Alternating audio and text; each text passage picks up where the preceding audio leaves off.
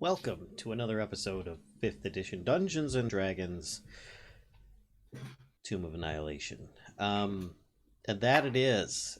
We have been getting annihilated left and right in this tomb, let me tell you.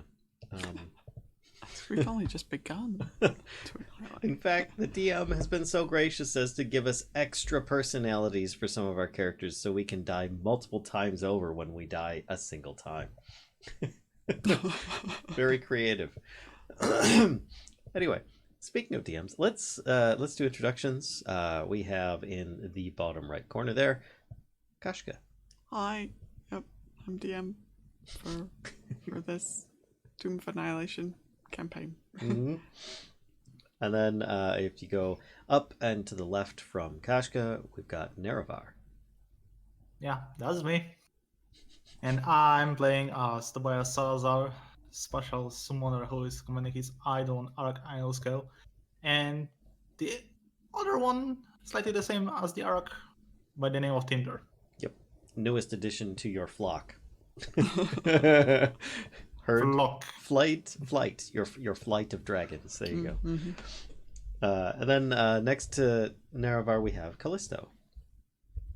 Hi, I play Callisto of the Bear God Clan, and I'm a half-elf druid, and apparently really love Tomb Guardians. Maybe they just love you. They find you so snuggly and cuddly. And then next to Callisto, we have, without a camera today, we've got Lyssa. I am playing Valia, Bonesmasher. I am a Lizardfolk Barbarian, and I'm watching everybody get smashed by Guardian. Mm-hmm. And the funny thing is that because of Discord, it actually cut you off when you said Barbarian, but it cut you off when you said Barbar. So, so it is perfectly appropriate in that case. That was well timed. Barbars are the best. Our Lizardfolk Barbar. I am a Barbar. And all the way at the right there, you see Flippy, the little Axebeak, adolescent Axebeak that we've been dragging along with us. How this thing's lived so long, I don't know. He's really a dragon in disguise. Yeah, we've killed most other NPCs that hang out with us. And then I'm Vallen. I will be playing as Ulfgar Holderheck, a Dwarven Valor Bard Divine Sorcerer multiclass. And we also have an NPC in here of Aelia, who is a Cleric of the Grave / fighter multiclass, or Battlemaster fighter. And so she's also a Centaur. And it's a rather interesting situation we got into. Last episode, let's do a recap, if I can remember any of it at all. We were doing some more exploring in the Tomb of the Nine Gods, which is actually the heavily trapped Tomb of the Nine Gods. And we ended up... I think Ulfgar ended up setting off a trap in a coffin. Everybody made it out of the room but Ulfgar because he couldn't make it in time, and Arokh. But as Arokh is able to recorporate himself after being killed, it wasn't quite as much of a concern.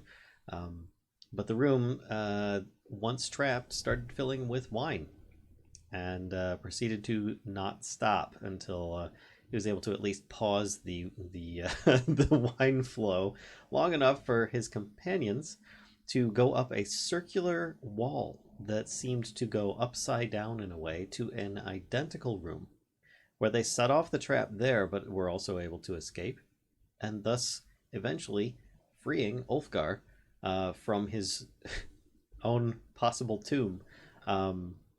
Though he had tried turning into a giant ape and tried smashing the wall in the process, it did not work.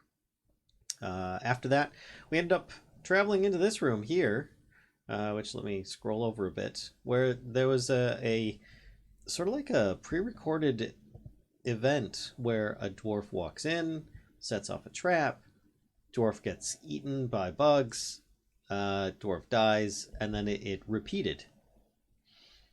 So we opted not to go into that room. But to be honest, I mean, the gap between the teeth was only 2 inches anyway. So Right. So I okay. think we were looking for the entrance for that room. So we were just looking through a little so you vid could shove screen. Ulfgar in. Yeah, yeah. That, and it also had another sarcophagus in the middle there. And at this point, we're all thinking we've got enough extra personalities of godlike entities inhabiting our party's bodies as it is. We don't really need more. How do you know you don't need one each to actually beat the end boss? Oh God. Well, I can tell you from experience, having 2 at one time is no. Because the only trustworthy one said that it would be a bad idea. I think you should just put all of the gods into one person. Just like... We tried. They pushed each other out. Yeah, having 2 things talking to your head's no fun. Ask our wizard over there. Ask our magic guy. Talks to himself all the time. He talks Since to when his sword. I am the magic guy. You're the You're magic guy. He talks to his sword. He talks to Ask our dragons. dragon handler.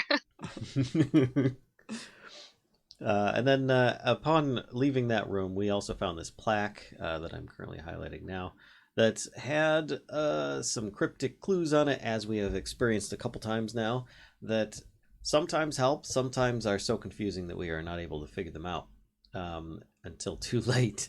And we just passed by there and we're like, hey, look, there's some tomb guardians that we saw earlier just standing in these alcoves. And we realized that going up the stairs to the previous floor, we could actually see through one of their eyes. It was pretty cool, but we couldn't really do much with that. And it was in a well of water, or not a well per se, but I can't remember the exact word. Actually, it's in the quest log. It's a font of water was there. Nonetheless, we decided, you know what? Screw it. Let's just go forward. And so Kellisto volunteered herself as tribute and proceeded to do so, of which setting off some kind of trap, and these 2 tomb guardians sprang to life and decided that they would pummel her. Or at least attempt to. And I think that's where we left off last time, if I'm not mistaken, Kashcah? Yep. I kind of covered it. Yeah, so first things first, let's roll for initiative. No! Oh boy. Oh god, these Alright, let's put guys. this over to the side here. You know, I have to say, like, in the campaign yesterday, I was just rolling horribly. Like, yeah, I couldn't kill the players for trying. I so- would, and we were appreciating it. It's just We were terrible. greatly appreciating it. Anyway. Here come the There we go. massive... Wow. We didn't want to beat Making their you- initiative by too much, so we're just like, you know. Can you get Aelia, please? Oh, right. Aelia, where is she? There she is. I gotta find her character sheet. Aelia, come on, character sheet, roll. Boop. Okay. There you go. Alright. I think we are ready. Alright, so Tobias, you're at the top of the round. Can you fix mine by 10, please? Oh yeah. I mean, neither one are good, but Double digits, look at that. Show it. Okay, Tobias will not be wasting time, and he's going to pull out his arm forward, and he's going to cast Guiding Bolt on the one of them. Okay. And then eeny, meeny, miny, this one. Eeny, meeny, miny, this one. That's a good way to do it. Okay. Guiding bolt away. Pew, pew, pew, pew. That hits him. And it will be on second level. Okie doke. So he takes 14 radiant damage in the back.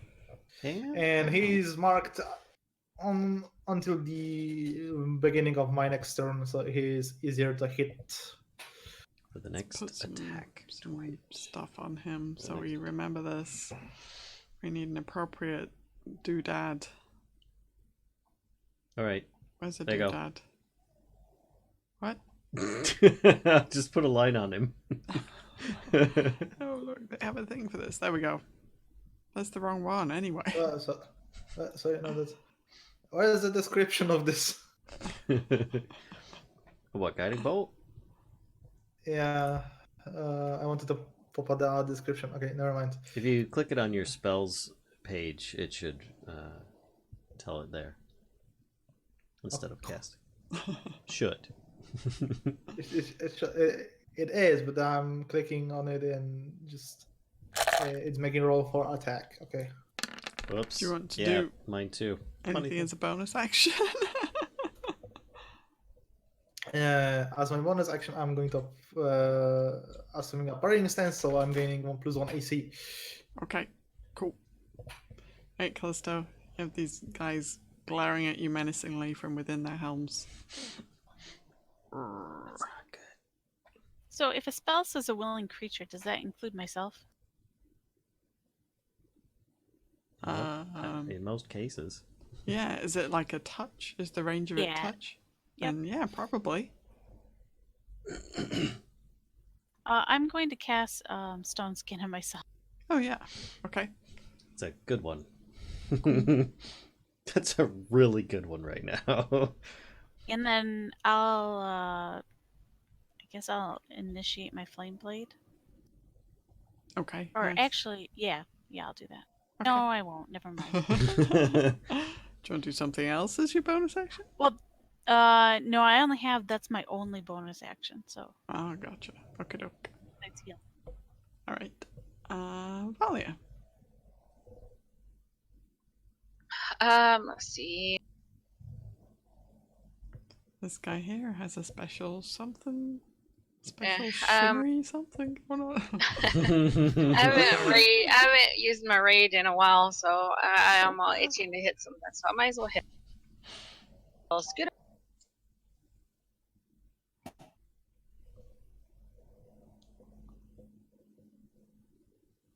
That hits. Does a 25 hit?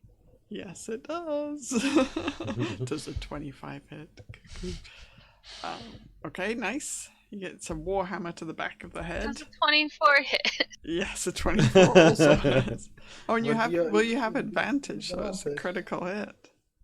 It's only it's only on the first attack that hits. Oh yeah. Or the Yeah, first yeah. attack. So. Oh, the next attack roll. Oh, okay. Boo. All right. Okay, that's still 9. He takes a warhammer to the other side of the back of his head. The other I'm backwards. just dinning his little helmet, Mm-hmm. and that's all I got for now because I ranged was my bonus. Okay. All right, Aelia. Aelia's going to. Oh, what is that spear setting thing that she usually does? No, that's charging. That's too far away. Yeah, she can only move 15 feet at best right now because charging is 20 feet. She can, to receive a charge as a bonus action, choose a creature considered at least 20 feet away from you. If that creature moves within your spear's reach on its next turn, you can make it. Nope, she's not going to do that. She is probably going to do a lunging attack, I believe. Yeah, that. There we go. You make a melee weapon attack on your turn, you can expend 1 superiority die to increase your reach for that attack by 5 feet. If you hit, you add the superiority die to the attack's damage. So she is going to move up, attack through Valia's square to the guy here, Okay. and there you go. So, and she's going to spend a superiority die to do so, which I will take off. Oh, if she hits, that's right. So let's try rolling the spear one-handed. She's just doing the one-handed, not double. Just keeping the shield up. That hits. Does 24. Listen, you Sorry. All right. Plus, she gets a superiority die. So then. Okay. So it takes 11 She piercing. doesn't have a superiority die on here, so that's just a D8. And another 1 piercing. Boo. You get advantage anyway. You're within 5 feet of me. Oh. Oh, Cool. yeah. Very cool. Okay. Yeah. So there you This go. poor guy. Or this poor thing. Crap. Okay. All right, Ulfgar.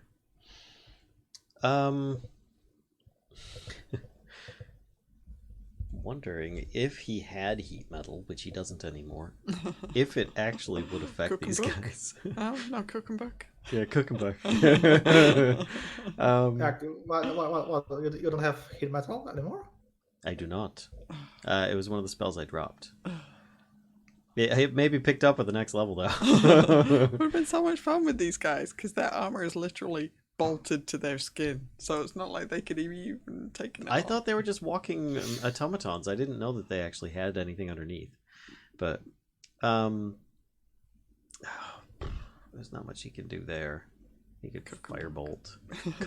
You and your cookbook. It would have been so perfect for this. I know. Leave me alone. Some bad choices have been made. The last episode was evidence of this. So that's a bonus action, and that can, yeah, all right. Ulfgar will cast Shield of Faith on Kellisto, giving her a +2 to her armor class. And then for his and that's a bonus action. Then for his action, he will just cast Firebolt at these guys. The same one that everybody's been attacking currently. Pummeling. Yeah. Sure. Firebolt. Pew pew pew pew. 12. Does Nope. 12 hit? No. Negative. Okay. All right. Well, there you go. Okay. At least I upped the AC. Indeed. All right. Arokh and Tinder. Dynamic duo.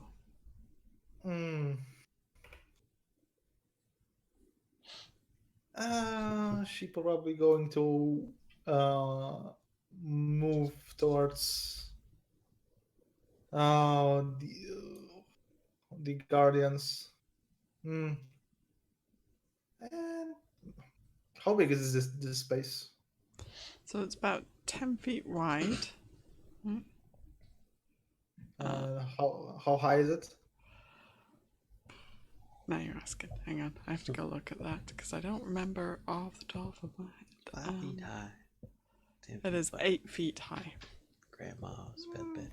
Okay, it's high enough. Okay, so she's going for a multi-attack Okay. Slashy smash. on this one. Couple claw attacks. Oh, God damn. Second and third one. That's why you do all the attacks. So you can get enough of them in that one of them's bound to hit, right? Okay. So the second one hits. Oof. Okay. Okay. Tinder notices that her claws aren't really doing a lot of damage to this guy. Right. Okay. And how about Arokh? I was going to unleash his breath weapon. What? Oh, come on, Arokh! No. Okay. Maybe I mean, Flippy I could can make take it. Doesn't mean it doesn't hurt.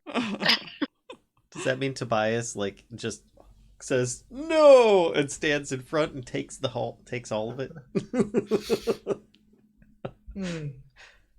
No, Arokh will move a bit forward, and he's going to hold on his action Okay. for now because it's getting a little bit cramped in here. Indeed. Alright. So Tomb Guardian's turn. Yep. This guy is going to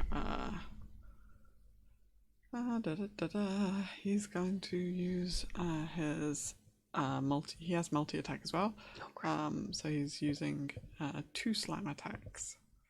So there's the first one. And these are on Kellisto. And there's the second one. I don't think her armor class is that high even with the shield that I gave her. Oh, Well, at least you got half damage for those. And It's half damage for both. Because of the stone. Are they doing bludgeoning and piercing? they Kashcah? are, because they have spiked gauntlets. So then, yes. Wow. Where can I get me some of those? This guy, you could unbolt them from these dudes when you gotta kill them first. So he's gonna turn around, and he's gonna do the same, but towards Valia. it's okay. I get half of all of it anyway. So those second two are for you, Valia. Ouch. Oh, yeah, I only take one of those, so yes. So we effectively have people that have a stone skin equivalent both tanking the hits right now. I think this is actually a good thing. Kellisto tank. Tank abusement. Yeah, seriously. Right, Tobias. That's their move. Okay, since Arokh landed in front of me, I'm going to mount him and I'm going to fire a second guiding bolt Okay. towards the same guy. Okay. But this time over on the first level. Yeah. Spells. Point. Oh, nope, you're not within 5 feet. No, that does not hit.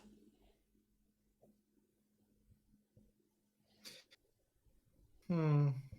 You need advantage on your guiding bolt so you can give advantage. Oh, okay. So I'm going to still attempt to parry, so my AC won't get down, and I'm mounted. So I think that will be my action. Okay.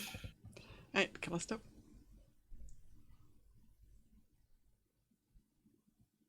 I am going to just go to my usual, just my Thorn Whip.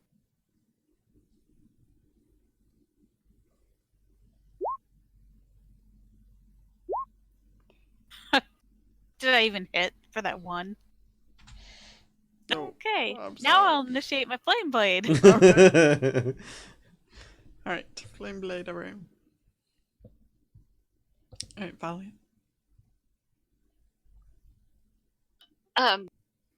Sorry. Let's see. I'm just gonna beat up on this guy.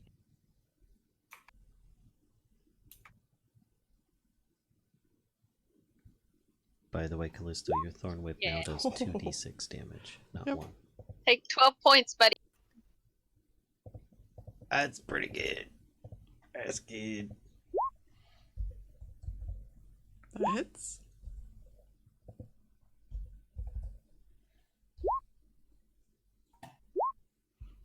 There you go. Take all the points.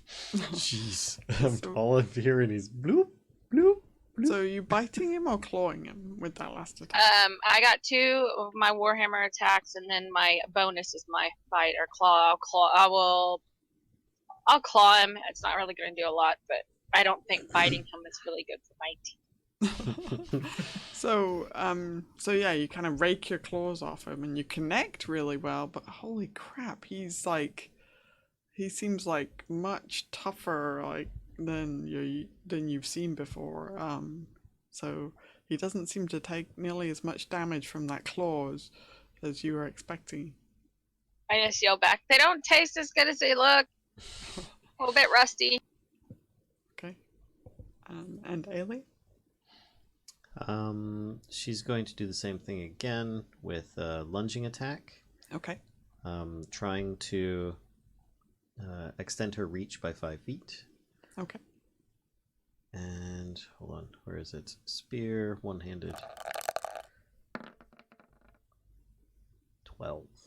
Oh no, wait. It's next to Valia, she's so with she gets Valia, advantage. So she got a 22. So yes, that's that 22. hits. What is this? And then adding in an extra d8. There you go.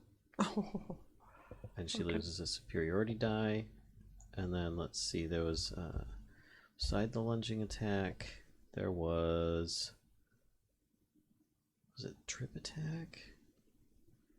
Superior die to attempt to knock the target down. Yeah, the superior die to the attack's damage roll, and if the target's large or smaller, it must make a strength saving throw. On a failed save, you knock the target prone. I don't know that she can use multiples of these at a time. But she's still going to try tripping him with that attack, because she was lunging to get the reach. Mm-hmm. The trip attack to try and take him down, and it's when you hit a creature. Here, I'll actually put it in chat here. Can you expand the Syrio? Yeah, I think so. Okay. The target is large or smaller. Pretty sure he's large. So you're good. Oh, actually, they're medium. Even better. I don't know what the saving throw is made against, though. That's a good question. Hold on a second here. I can look up fighter. Right, and he's gonna, while you figure it out, I'm gonna roll the dice. He rolled a 23. Okay, so... he probably did just fine then. So Okay. I will look that up for the future. And she's gonna be done. Okay. Ulfgar? Ulfgar, excuse me, is probably gonna go fairly simple here. He's got his guiding bolt he could cast at a higher level. You know what? That sounds like fun. He is going to attempt to do a guiding bolt at level 3. So let's see if it even asks me if I want to do that.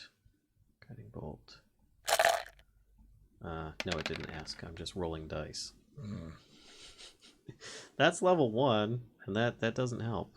So you have to try and hit him, right? Yeah, hold on a second here. Let's do attack. There we go. And it should... Description. Yeah, okay. Let's try that again.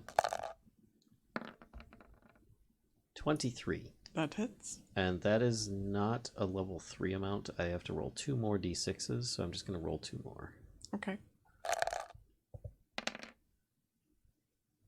So 21 points of radiant damage. Is that on this guy here? It's yes. Okay. So And people have advantage to hit him on the next hit, but I think they do most likely anyway if they're next to Valia.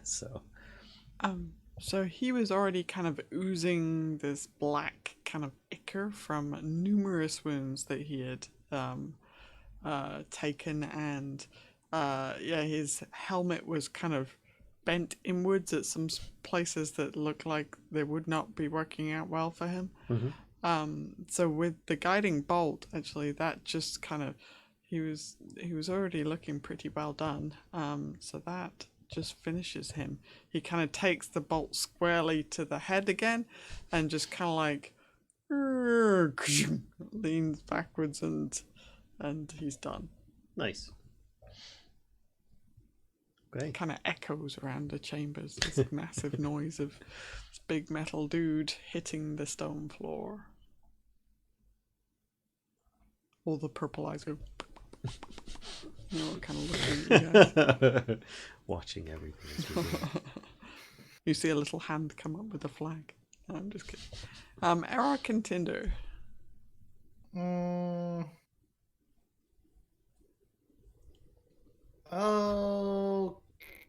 Okay.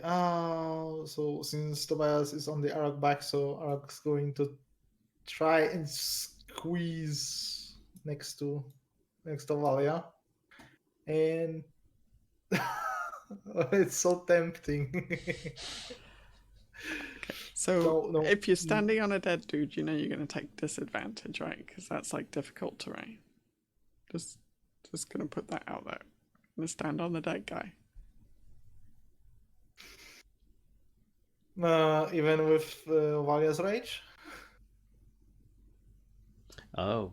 I mean, so- that would cancel it out, basically. So you'd have a normal... Yeah, I'm just yelling, "Get your dragon tail out of my face!" Dragon waves its tail even more fervently. So I will have advantage, or Nope, you It have will be- you have a regular Okay. attack because you're standing on a dead dude, but Valia gives you advantage. So. Oh, okay, so breath weapon it is. Okay. no, okay, no, I just mean it will be multi attack with claw. Okay. So the second one hits, but again does not seem to be damaging. Like you're connecting, but it just kind of the claws just seem to kind of scrape off the top of the like on the surface of the armor. They don't seem to kind of dig in or anything. Seems like he's really tough dude. Mm-hmm. Okay. How about Tinder? Tinder, on the other hand, she's going for a little bit different approach. She will be attacked with wing buffet twice. Okay. That hits. And that also hits.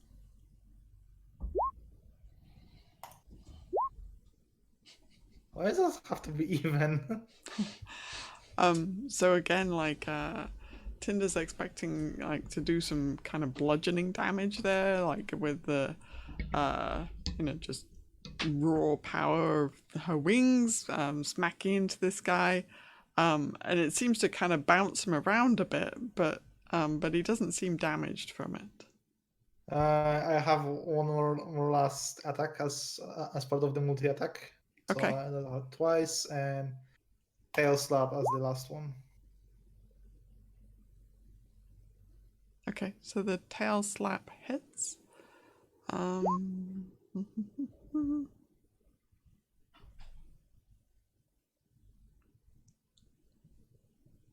Yeah, she kind of does a little flip in the air. Okay. Yeah. So,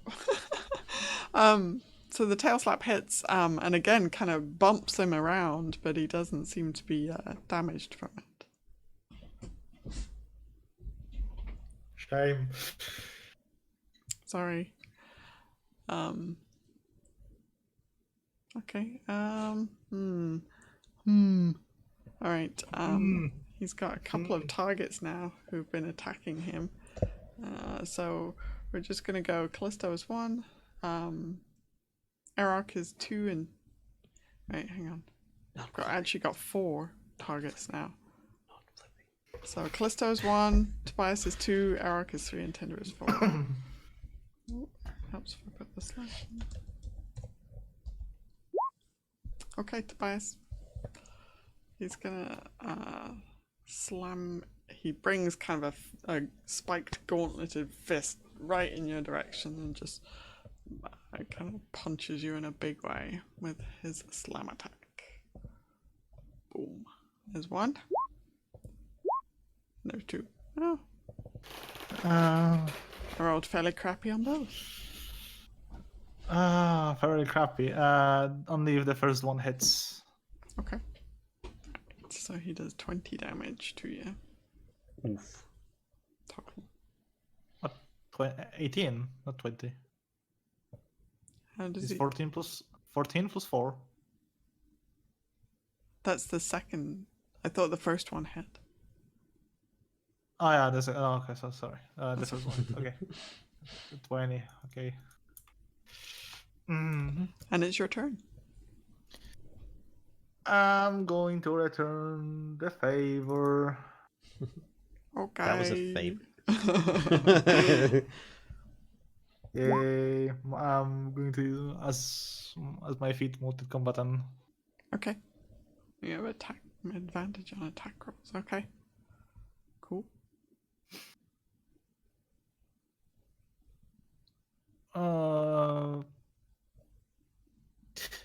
Hang on. I'm going to initiate my green flame blade. Green flame. Okay.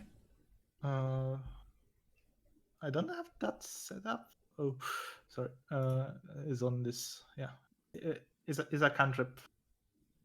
Okay. And it will be on 5th level.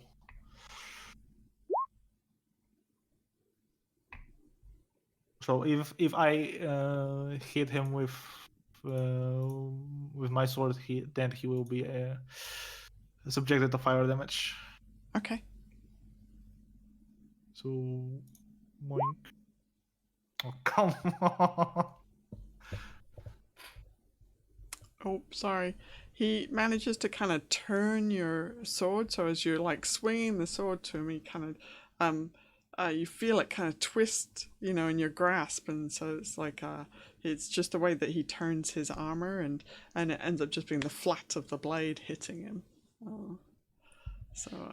Does not do any damage to him. Does Chatter have something to say? No, Chatter does not have anything to say to you. He's bummed. He's pouting. Alright, Callisto. I'm going to hit him with my flame blade. Nice. Oh, that hits. Okay. Check, does he have any? Oh, very cool. Okay, so he kind of like, you see him like kind of pull back from the fire actually of it, and he does take the damage, and he seems to be like almost fearful of it. Doggone it. Wow. Okay. Valia. I guess I'm gonna try to beat up on him.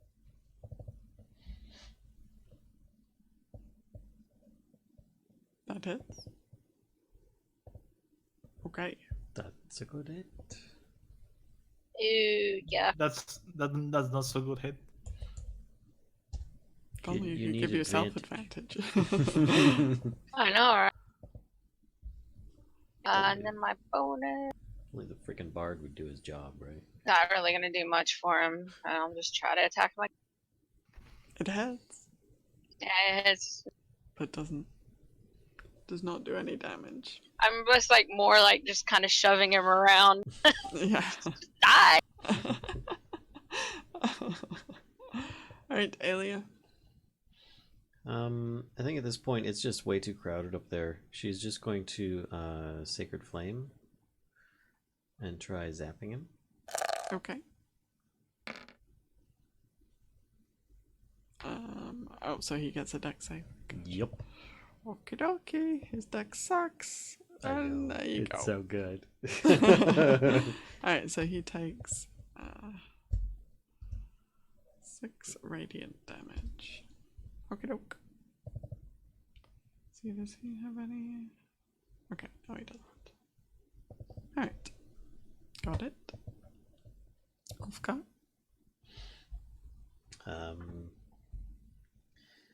Ulfgar is going to continue with the Firebolt. Before he does, I realize I need to increase the damage it does.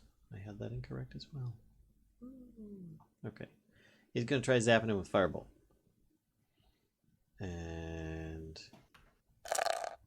Pazzow. That's still not working right. Why is everything suddenly not doing an attack? Okay, let's try that again. Firebolt. Okay. 25. That hits. 17 points of fire damage. Okay. That hurts him. Excuse me. I realized all of our cantrips, all that do damage, mostly leveled up at level 5, and I only just realized that now. Yeah. Alright. We're back to Arokh and Tinder again. Oh, hold on. Oh, sorry. Ulfgar is also bonus. going to My give bad. inspiration to Kellisto. Nice. Actually, hold on. Alright, now we're on to Arokh and Tinder. Now the silly props have been put away. Argus just he's so done. He had enough, and he's going to unleash his brave weapon Okay. in a line. So that doesn't matter because it hits anyway. Oh, okay. So he gets a dex save. Yeah, that's how damage. I think at this point it would be overkill. Already seen how much they suck at Dex. Alright, yeah, so he 22. Callisto, it's kind of like you feel your eyebrows like burning a little bit, like it's so close to Arokh's. Well, what type of breath weapon is he using? Sorry, I should ask that. Fire damage. Okay, alright, just checking. So yeah, it's this like just jet of fire, massive jet of fire in front of you, and the dude just kind of like half melts, half just barbecues in his armor. It's this kind of disgusting smell of barbecued Tomb Guardian, and just crumples to the floor. Yeah, I might have overdone it. Maybe. Why didn't you do that 3 rounds ago? Just want to see how hard he hit first. I'm teasing. I don't think the battle's even done 3 rounds. I wrinkle my nose and I look at it, point to it, and say, Valia, you have some dinner now. It's like this metallic chuckle from Arokh. Yeah, I'm just shaking my head.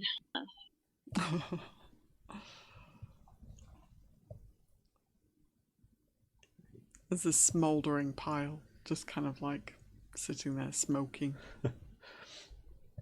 So, Ulfgar says, well, I don't think we need to worry about looking through their eyes anymore. Are there any more? He points down the hallway. Oh, yep, sorry, I just realized. This is what you see. Doop. Nothing. Oh. See a pair of double doors at the end. Ooh. Well, since I came this far, I just turn around and I walk here. Okay. So down, this is a hallway. That goes, wait, hang on. That's 20, 30, 40, hang on, because I think you can see a bit further than that, right? Probably like 60 feet. You see, 60 feet. Yeah, that looks about right, I think. So that dotted line is, let me find it.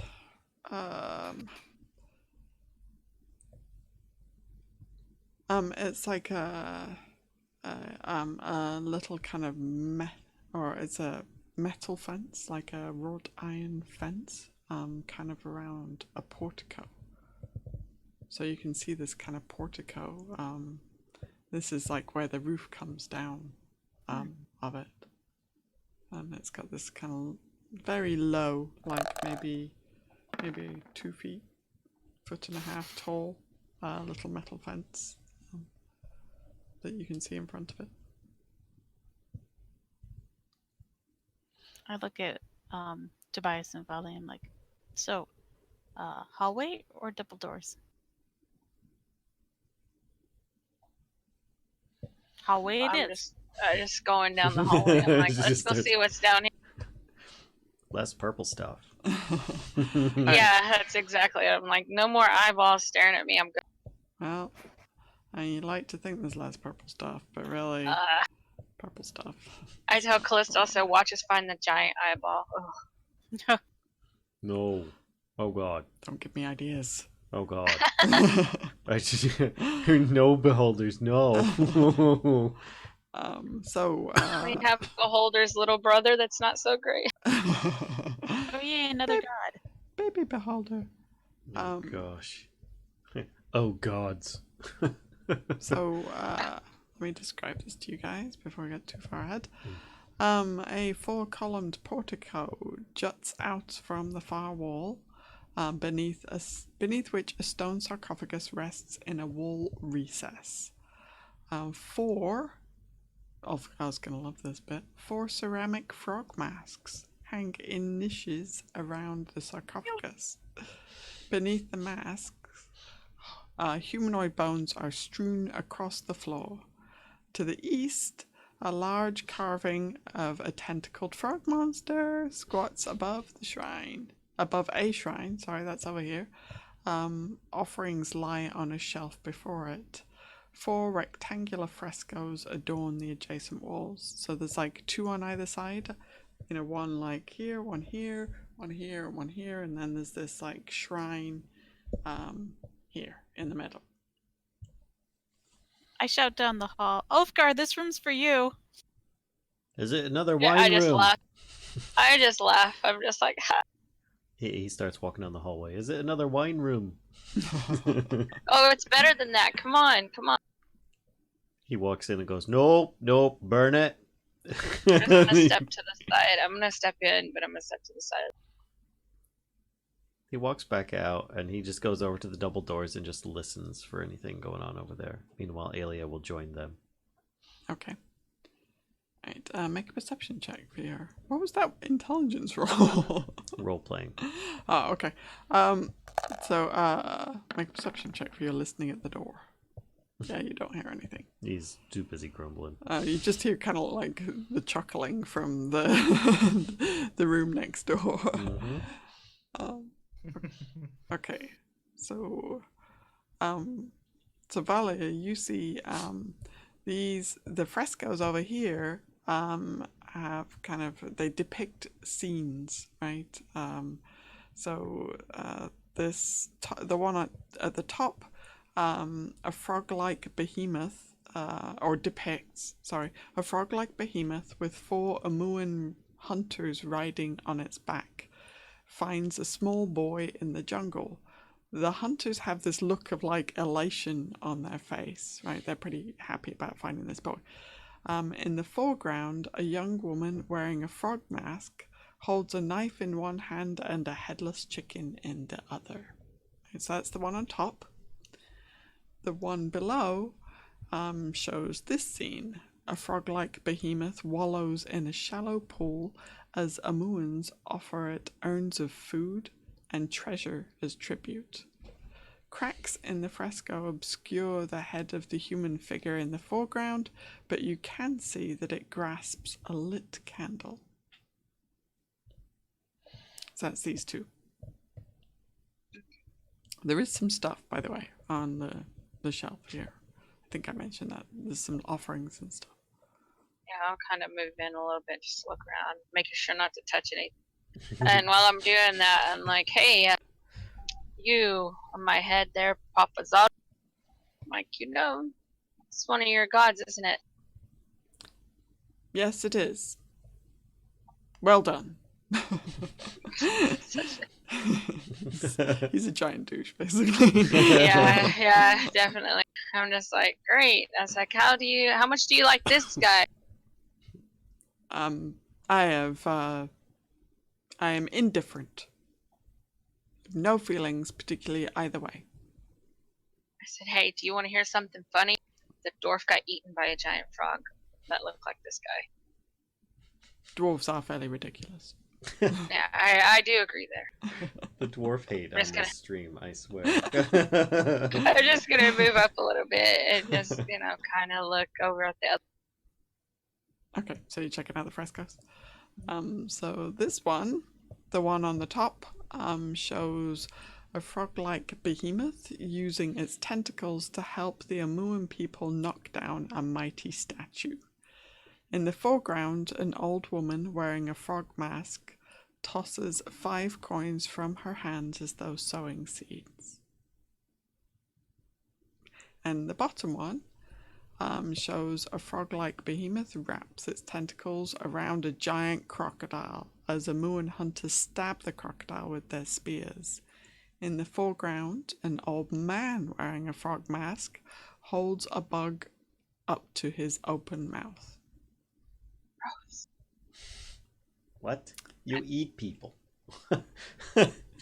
Slimy yet satisfying. Yes. I just look at these things. I'm like, man, these people are pretty violent in here. I like it.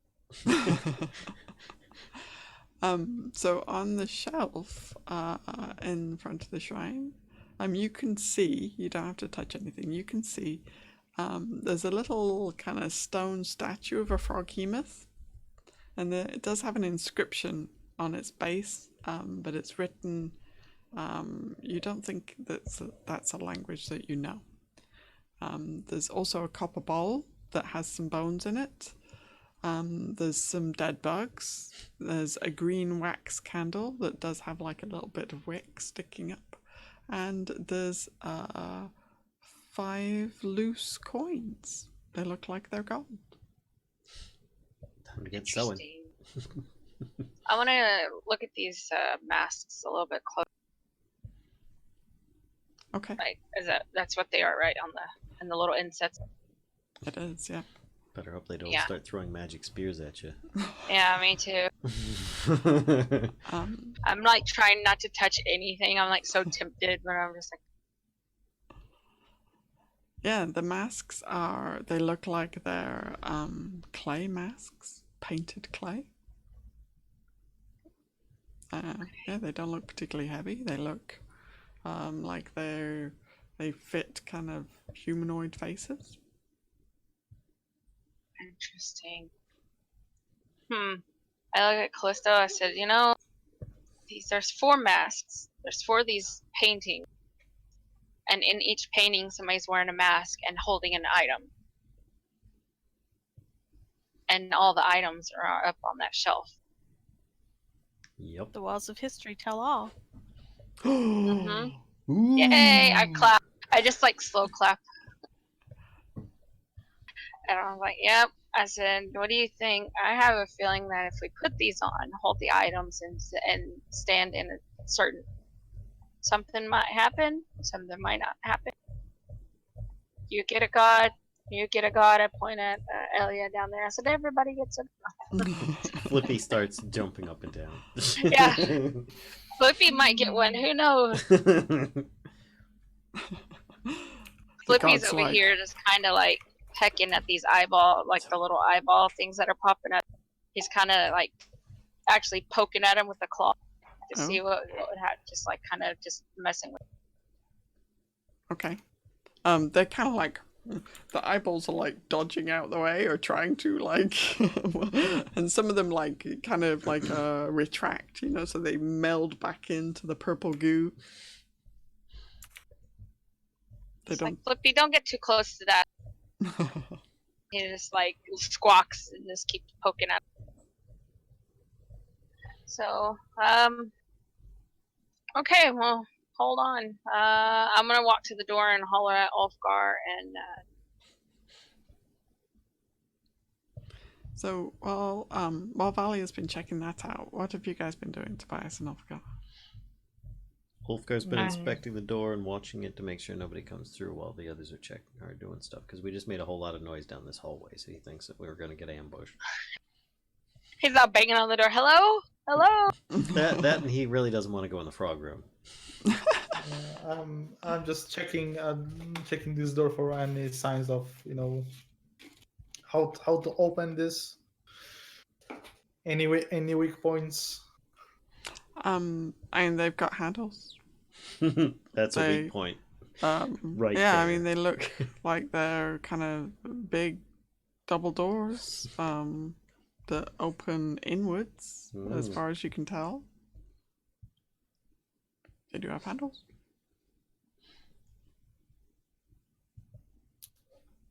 I'm going to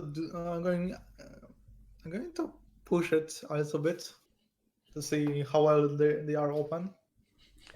Yeah, I mean, if you use the, I'm assuming that you're going to use kind of the handle. And... I'm going to lay my hands on the doors. I'm not going to touch the handle. Okay. So the door kind of shifts a bit in its frame, but you can hear like a door latch rattling, you know, kind of like you hear the latch like pushing against the other door, basically. The question is a handle that turns or just handle like just metal bar? It's just slap like, on the... they're like lever handles, so they kind of you would like push them down and open the doors in.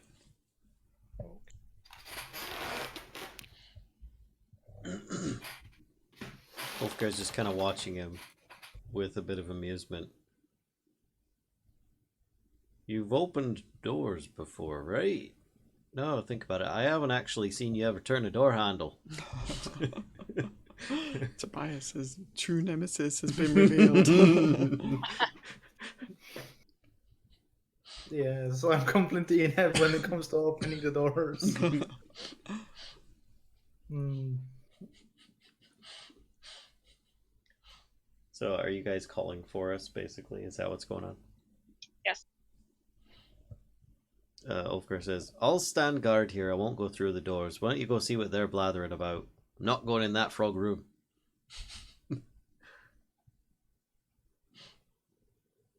Okay, fine. Okay. So, girls, what did you found?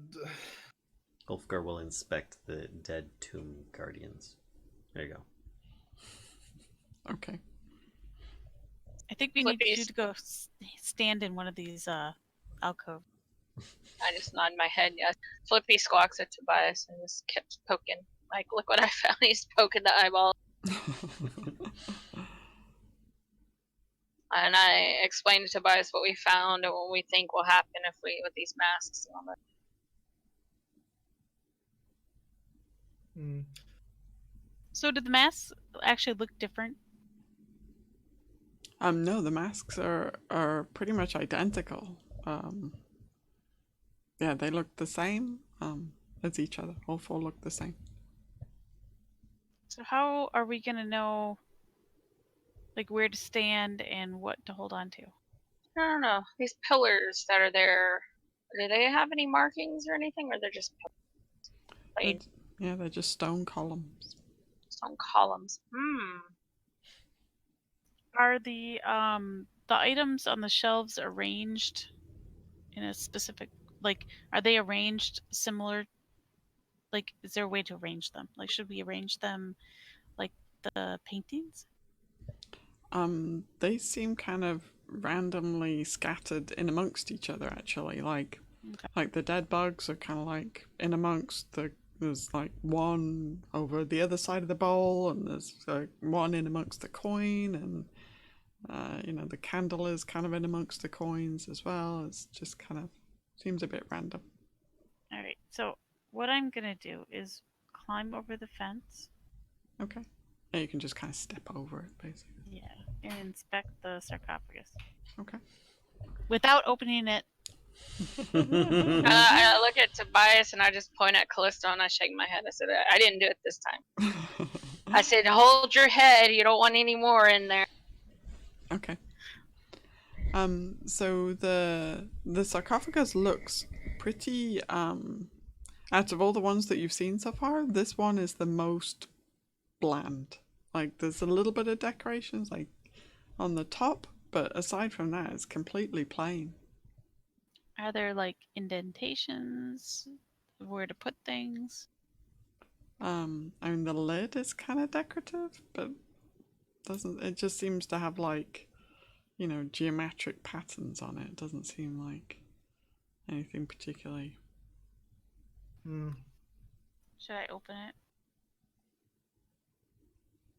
I kind of turn around and I'm like, I just shake my head no. I'm going to turn to what spirit I have? Hang on. Moa. Moa. So, do you feel anything? You were standing in Kubazan's tomb. And what's your relation with him? Him, her? That's a good question. 1 second. I need to look at the table. It's very frog-like and slimy.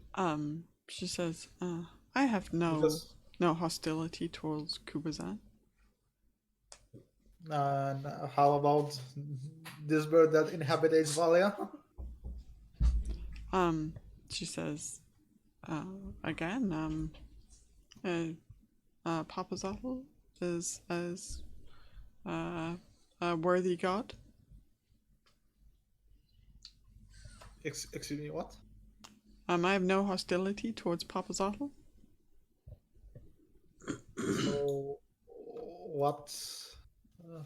So why are you can be in one person all together? She says, just because I don't have any hostility towards it doesn't mean I'm willing to share a host with it.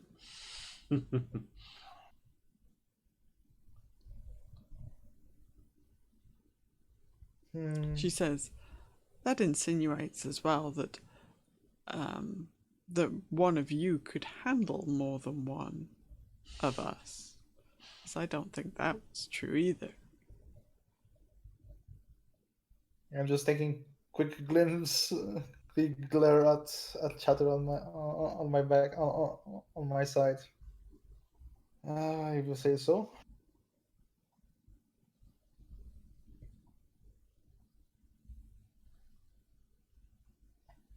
I'm just gonna wiping my eyes and. Okay, so do we really want to open this?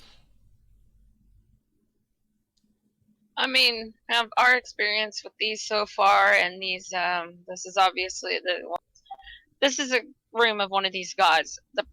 What's going to happen is we open this, that god's going to come out, and it's going to get in one of y'all's heads, because it's not getting in mine. Yeah, they're forgetting one teeny tiny detail, that there is some sort of some sort of guard of this tomb. This is true. But, the way I see it, we don't necessarily want to set a trap. Yeah, I agree. The way I see it, though, there's a reason they can inhabit us. So we probably need to collect them. Because I have a feeling that what we're fixing to face is far beyond what we can do, and we're going to need their help. Are these legendary Pokemon? Gotta catch them all. Must catcheth all of them. This tomb has suddenly taken on a whole new air. It is tell Tobias, as much as we don't like what's going on with this, I have a feeling we do actually need them. And they need us just as bad. Well, Ulfgar can't take this one, because I don't think he'll be able to tolerate it. I just laughed. I said, yeah. As you see, where is he anyway, Tobias? He's guarding the corridor. He's got I like just shake my head. about He don't necessarily want to be in this room. all these Wow. eyes are currently watching Ulfgar. They're all like on little stalks watching them. Mm-hmm. I kind of sigh. I'm like, all right, I'll take the frog. I turn around and I open up the sarcophagus. I look at Callisto. I said, no, don't do that. I don't think that's how it works. Uh-oh. I think it's probably too late at that point. But I'm like, that's not how it works. So you, Callisto, you kind of like get your fingertips under the edge of the sarcophagus lid and give it a heave, and it does not move. I just take a step back and I'm like, Tobias? Or actually, you know what? Make a strength check, because... okay, yeah, try and make a strength check. Is that Okay, natural 20. strength? Which one? What would Or, like, if you click on athletics. Oh, okay. I have that. Yep, it doesn't move. I'm kind of a weakling. My strength is like 1.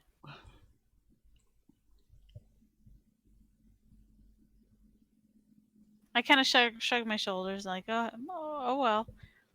I guess we're not taking the frog. I'm just like, I just look at Tobias and shake my head. I was like, I'm glad she couldn't open that. I have a feeling if that's going to come open, it has to do with these paintings and the stuff on the shelf. So we need to figure out. I don't know if we need to use the masks to do this, which I think we do. Can I go pull? Can I go see if I can take this mask off if it easily comes off? Yeah, it does. It just lifts off. It's got this peg, you know, in the alcove behind it that was kind of like just... And the mask has a strap, you know, at the back of it, and it was just hooked on this peg, so you can easily just kind of lift it off. Okay, I'm like, look, everybody's gonna have to take a mask. Aelia, I'm sorry, you have to take a mask because Ulfgar is too scared to come in here. She takes one, says, I understand. Also, I think if we just mess randomly with these crypts, it's likely we're to set off a trap like Ulfgar had in the other room. Yeah, I understand that, but the last one wasn't a god's tomb either. So we have to take our chances because we do actually, like I said, I really think we need to get these guys loose because I think we're gonna need. Okay. Well, she's got the mask. She puts it on. How do I look? As I clap at her, I'm like, fabulous. I just try to put the mask on the best I can because, long face and everything. It's a little awkward. It's just like on your nose. You have to like tilt your head a little bit funny to see out of the eye holes because. Oh, you know what? I still had the goblin mask on. So I had to take it off and put it in my bag. I totally forgot I had that thing on. So yeah, I look at the paintings again and I tell them, I said, well, we need to. So somebody will have to grab an item each, but the thing is, I think we need to figure out that I don't know which order we need to stand in. I mean, obviously there's an order from the paintings, but these pedestals is where I'm concerned. So are there 4 pedestals as well? One column. Oh, so these are like up to the there's a roof of it's like a porch roof almost, and the columns are just holding that up. Oh, okay. I thought they were pedestals. Okay,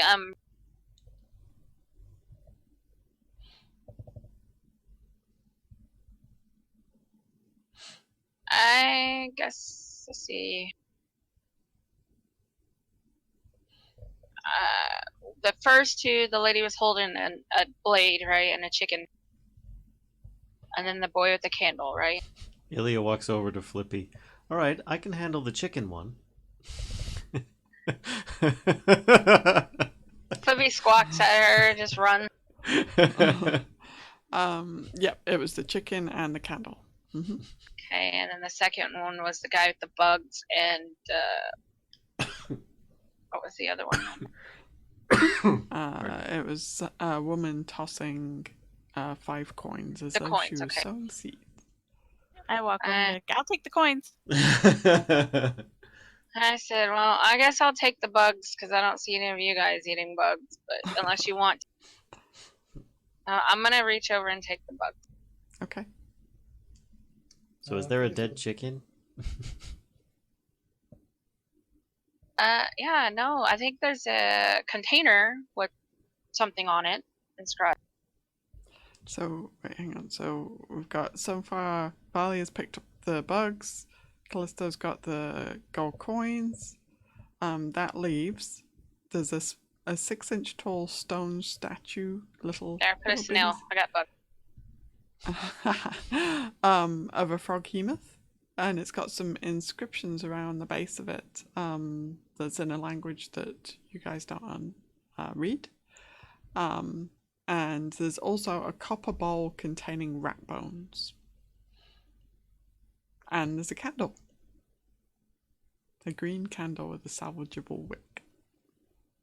Aelia grabs the statue and says, well, I thought I was going to do the chicken, but I think I understand this one better.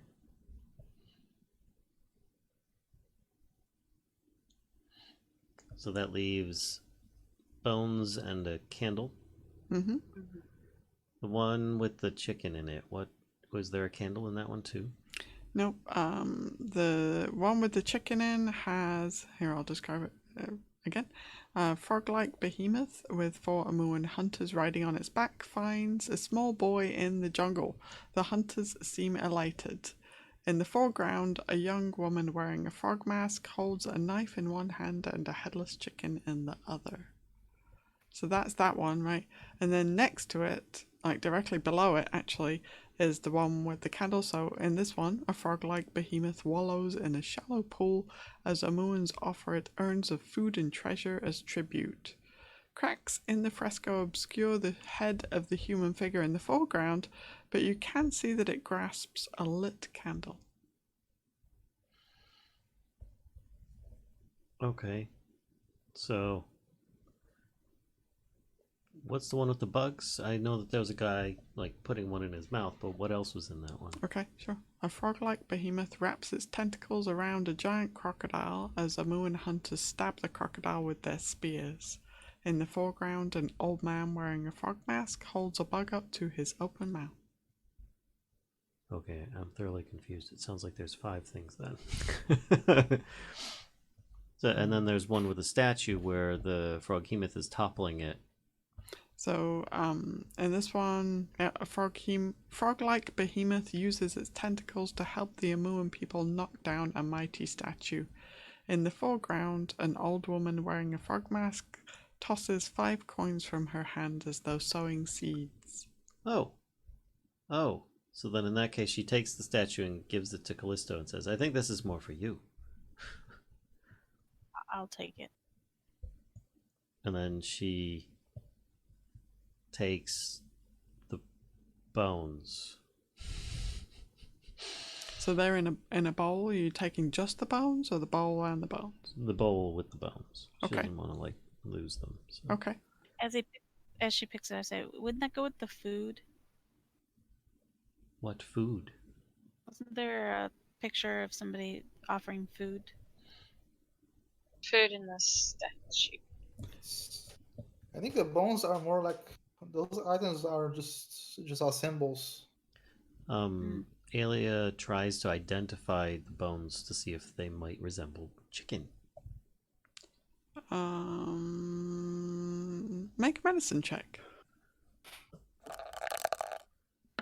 She's got a really good medicine check. They look more like a small mammal, like maybe a rodent. She says, oh, well, these aren't chicken bones. This is more like some kind of rodent. And she kind of holds the bowl out at this point. Anyone?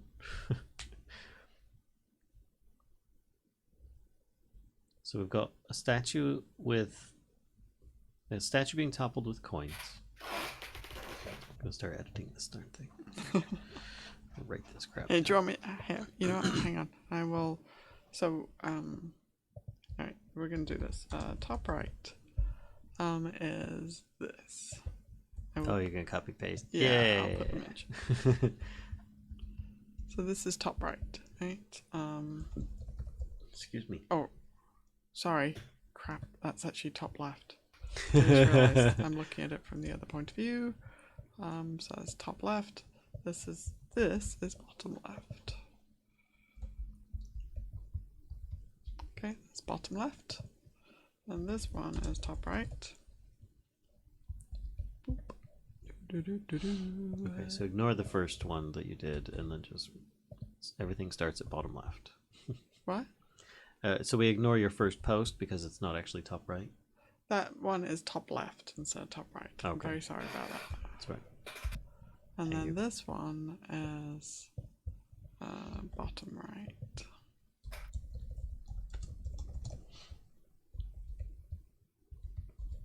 There you go. Thank you. If only you could edit posts. No dice. One of them you Yeah. actually can't see the head of one of the characters. And that's got a lit That's the candle. one with the candle. Yeah. Tentacles to help him knock down a mighty statue in the foreground. An old woman wearing a frog mask tosses 5 coins from her hand as though sowing seeds. So maybe the statue doesn't have any symbolism at all. Maybe it's just there, and we're supposed to, have the coins. And the statue is of a froghemoth. And this is kind of like a wall shrine. Tentacles around a giant crocodile. Old man wearing a frog mask holds a bug up to his open mouth. So one has coins, one has a bug. Another has a knife and a headless chicken. And the last one has a lit candle, and we can't see the face to see if there's a mask on them. Okay, there are cracks in the fresco. Can I use mending to repair the image? So I mean, give it a try. Maybe you can. There's no roll for it. I know. I'm just Oh, okay. saying that you don't know what the results of mending it would be. Right. Yeah. Okay. So I'm doing that. Okay. So the fresco mends, but there's no painting on that bit that is like it's like brand new fresco right there, but there's nothing painted on it. Rats. So we seem I to feel be cheated. we seem to be missing a knife and a headless chicken, And a chicken. right? Anyone got a knife? Yeah. Aelia suddenly looks in her inventory. Do I have a knife? No, she does not have any knives. Okay. What do we have? The bowl of bones candle. Mm-hmm. Bowl of bones seems to be representative of nothing in any of the images. I think it might referring to the chicken. Perhaps this Those is aren't chicken actually bones. write the goods. These are goods, right? So maybe write the Goods? goods. I thought that was right the But gods. But do I think that headless chicken represents the offering? And this bowl looks like offering for me.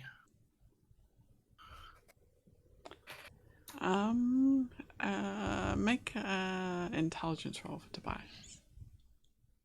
Aelia does say those are the bones of a rodent. So that's a safe. Sorry. Here we go. Even better. So you think that the bowl is for.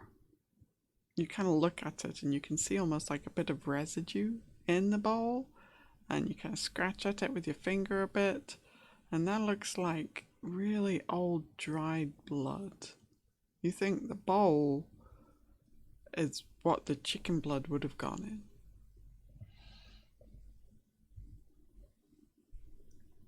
in. Okay. Let me just. Is that blood? Aelia takes a close look to see if she can Fire, figure out if it's blood with her expert medical expertise. Super expert stuff. Do you want me to roll medical? Sure. Medicine, go. Got a +7 on that. She does. It's like her best She's like skill. CSI Aelia. Yeah, pretty much. Yeah, she also agrees with Tobias. When Tobias says, "Is that blood?" Aelia kind of looks over and yeah, Of course it is. looks like blood to her too.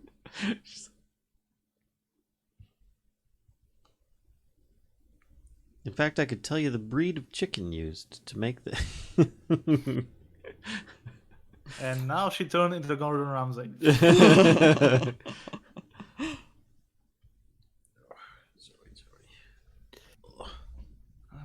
So we have the mask, we have the some sort of representation on what we got on the fresco. What are we supposed to do with this? Just stand here in the order, or? Well, I think we should discard the things that are inappropriate first. And she motions to the. Sorry, she motions to the bones in the bowl. She says we probably have to light the candle as well. But as far as where we need to do this, she shrugs her shoulders.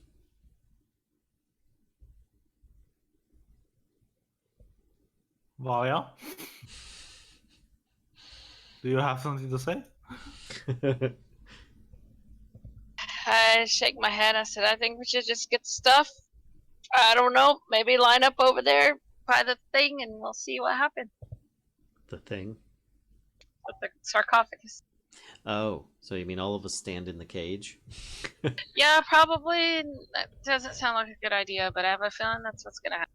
That's what needs to happen, maybe. I mean, we can always put these back and just ignore it and go on. All right. But So, who's got what? I have the bug. I have money. Looks like I have the candle. Okay. And then Aelia will take the bowl. And she trots in to this area with the bowl, wearing the mask. Okay. I tell Flippy to wait at the door if something goes wrong to go get Ulfgar. Fluffy pecks at a purple eyeball. He's still poking the ones in the hallway now.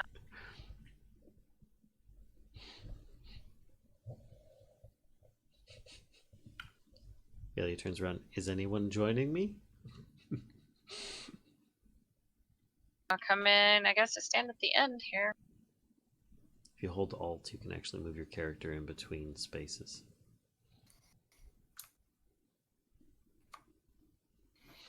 All kind of crowding.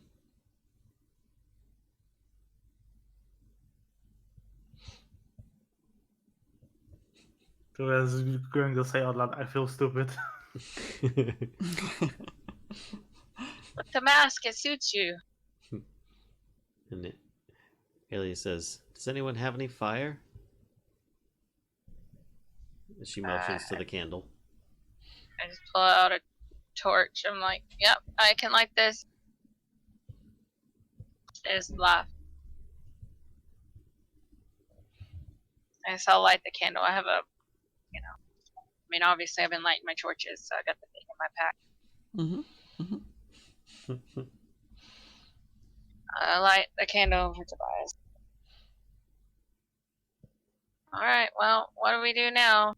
This is as far as I've gotten.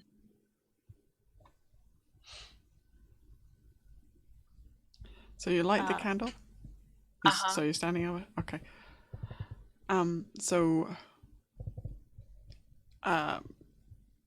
Shit starts happening.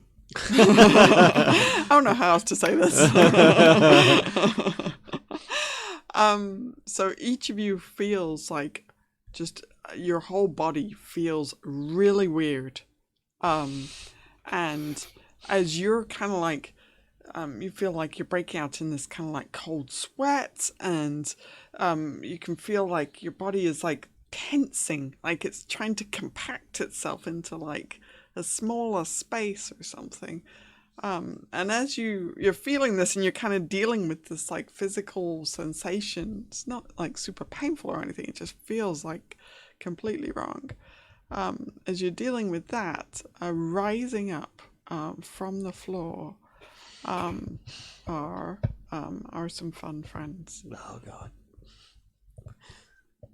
What the fudge are those? So these guys look. I love how they've got spoilers in the handouts. That's great. There you go. Flippy squawks and runs. They look Just like takes- ring wraiths, so. They look like ring wraiths. Yeah. Hooray! So, and this is all happening at once, right? Within like 6 seconds. So suddenly, drenched in like this cold sweat, these guys are rising out of the floor. Your body is trying to compact itself into a tiny little space, and that is when you realize that you are no longer in the humanoid shape. You are now all the masks kind of clatter to the floor as you all become little frogs. Okay. Oh no!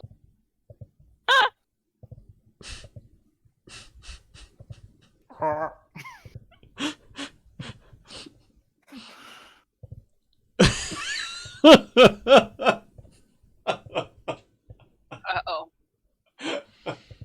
Flippy just takes off and just starts pecking at Ulfgar and kicking him and pecking at him and pulling on his clothes.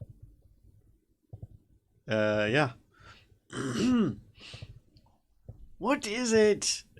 What have they gotten themselves He into? stomps a couple of the eyeballs by accident, and just like he's squawking at a rock and Tinder, and he's just like freaking out. He looks down the hallway. God, this is so bad. He's the stupidest person among you. So yeah, you look down the hallway and you have dark vision. Oh yeah. Okay, so you can see these wraiths. They have kind of risen out of they're floating above the floor, looking towards kind of the sarcophagus area. So they have their backs to you. Mm-hmm. And you don't see. Well, make a perception check. Actually, let's see if you see your tiny friends. Everybody's probably looking at me going, "Really, Valia, really?" You do not see your tiny friends. Jesus. Oh my God. We're doomed. So I'm curious, as the two Eidolons are out here and they share a mental link with a certain frog sorcerer. Yeah. Is that like severed? Do they suddenly get in their head? I mean, well, actually, let me have a look. Because I need to see exactly how this works. Because I need to also tell you if you have your stats or frog stats. I think you have frog stats, but jeez, that means you all have a hit point. Maybe less than hit point. You have the hit points of a frog. Okay. Arokh will definitely feel that something's wrong. Yeah, you think? You are limited to frog actions as well. Frog actions. Frog actions. Frog actions. On the plus side, one of you still has stone skin going on. So can I leave like 80 feet? Oh, I do have the frog thing 10 open. feet now, mister. You have a speed of 20 feet. Oh, there you go. You're slower than the dwarf. Take that. You can do like a jump of up to 10 feet. So you could like, or if you're trying to go like, go high, you can go up to 5 feet. So if your length of your jump can be 10 feet, height of your jump can be 5 feet. You do have dark vision of 30 feet. Yeah. What happened to the stuff they were holding? It is not there. Okay, so everything they were holding and wearing is just... It's not like in a pile on the ground. It shrunk to a frog. It frogified with them. It frogified with them. Okay. So, seeing the wraiths, not seeing his friends, seeing a panicked Flippy, Ulfgar's going to rally the troops that he has and say, "The gang's in a pinch, let's go!" So you're kind of like saying, are you trying to conceal yourself, or are you just like... Yeah, no, he's talking to the two Eidolons that are in the hallway. Okay. And he's like, "I think everyone's in trouble, let's go." So he'd say that out loud. Okay. And then he would probably try like shooting a firebolt at one of the wraiths, try and get their attention. Okay. If that's even a thing. Yeah, I don't know. We haven't done like initiative or I don't even know what's going on at this point, so if you want to take this action, then we'll roll initiative directly after that. okay. Yeah, he misses. and he was aiming at this one, by the way, if that makes a difference. Okay. So the firebolt shoots kind of wildly and actually ends up hitting some of the purple stuff. Oh no. And hang on, because a thing happens there. I need to double check one thing. Okay, so suddenly Does he get frogified too? no, he doesn't get frogified, but I need to hang on. You've now mutated the purple eyeballs. So the frog friends The Frog Friends. Is that the name of the party? We're actually going to be the Frog Friends. so you guys see a beam shoot out from the purple goo next to where Ulfgar's firebolt hit. Because some of that purple goo was destroyed kind of by his firebolt. And this beam kind of shoots out like a... Well, actually... Oh, froggy perception. Hang on. Let me look at what frog perception... Right, it's wisdom, right? So Yes. if you roll... you have a -1 to your perception. So if you want to roll perception, I can give you kind of potentially a more detailed description. But the simple description is that you see a beam shoot out of some of the purple goo over here at this wraith here. And let me see if he... okay. 1 second. I need to look at this one more time. Sorry, lots of crap going on here. So basically, if people want to make a perception check to understand or see what's going on, they all have to roll a 1d20 -1. Yeah. Okay. So beam shoots out at the wraith, but doesn't seem to have any effect. Okay.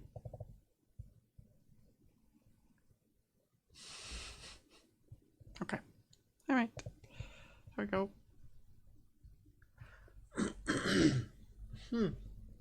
Yep, out from the purple stuff.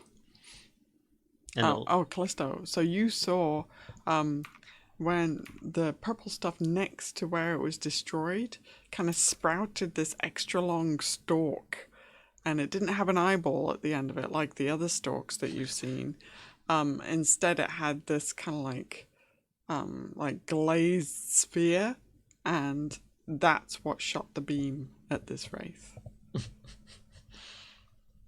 And the beam did nothing. And the beam hit the wraith, but didn't actually do anything.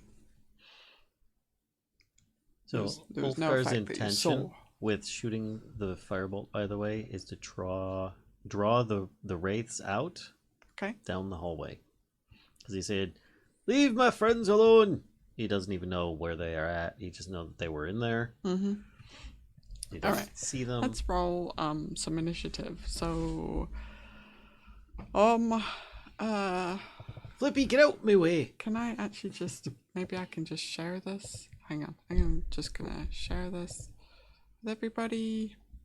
Can you see the character sheet in there, or is that just a bio and info? Just bio and info. Okay, let me change it to this. Okay, now can you see the character sheet? Yes.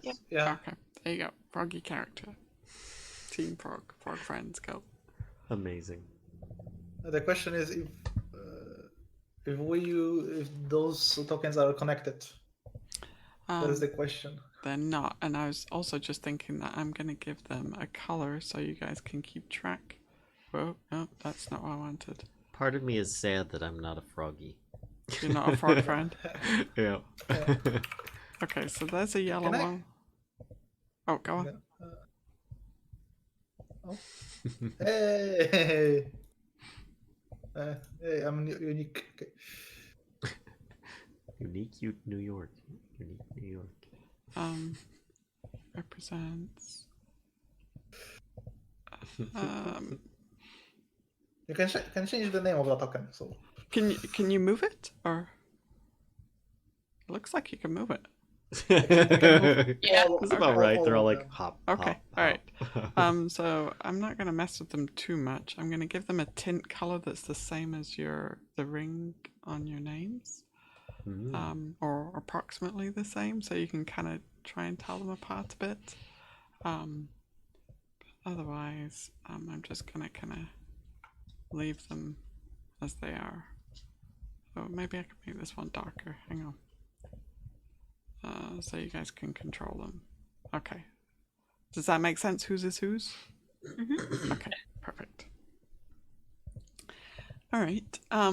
So let's roll some initiative then, before we get too far ahead. Right. I rolled, but I didn't click on my. For Tobias. Oh, There you go. I got it. Oh, I forgot. Better. okay. Controlling Aelia. What color is Aelia? Hang on. Let me can change There's the the light blue up at the top. Thanks. Hang on 1 second. One moment before you roll, because I don't want to end up with like 4 frogs in the turn order. Alright, there you go. Thank you. Frog Aelia is a go. That didn't work.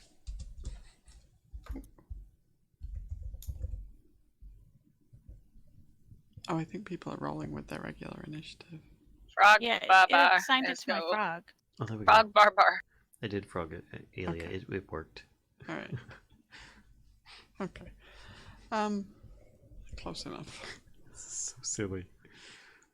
Anybody else that we're missing? We got everybody? I think we've got everybody. Oh, you've got one too many on there. You need to get rid of those wraith Oh, ones. yeah, okay. Yeah.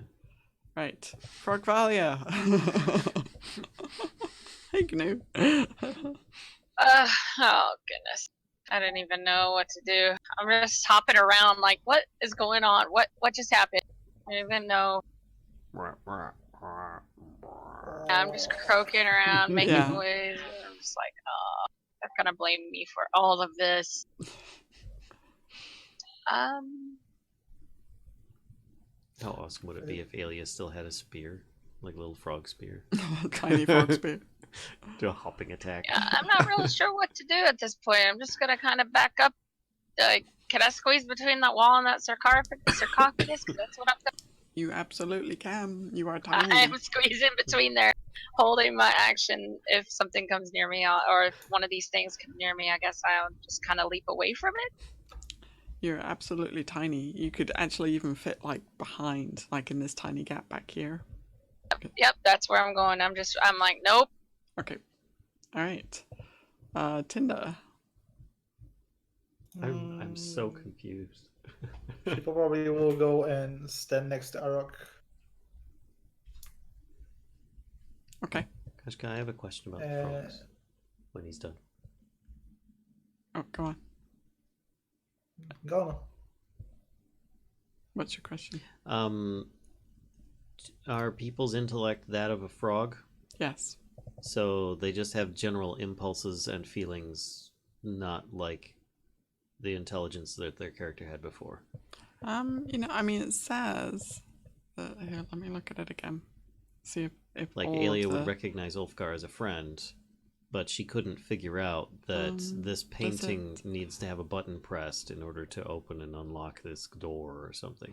It says game statistics, including mental ability scores, are replaced by the statistics of the frog. Okay. But you retain your alignment and your personality. Okay. For what help that is as a frog. Yep. Okay.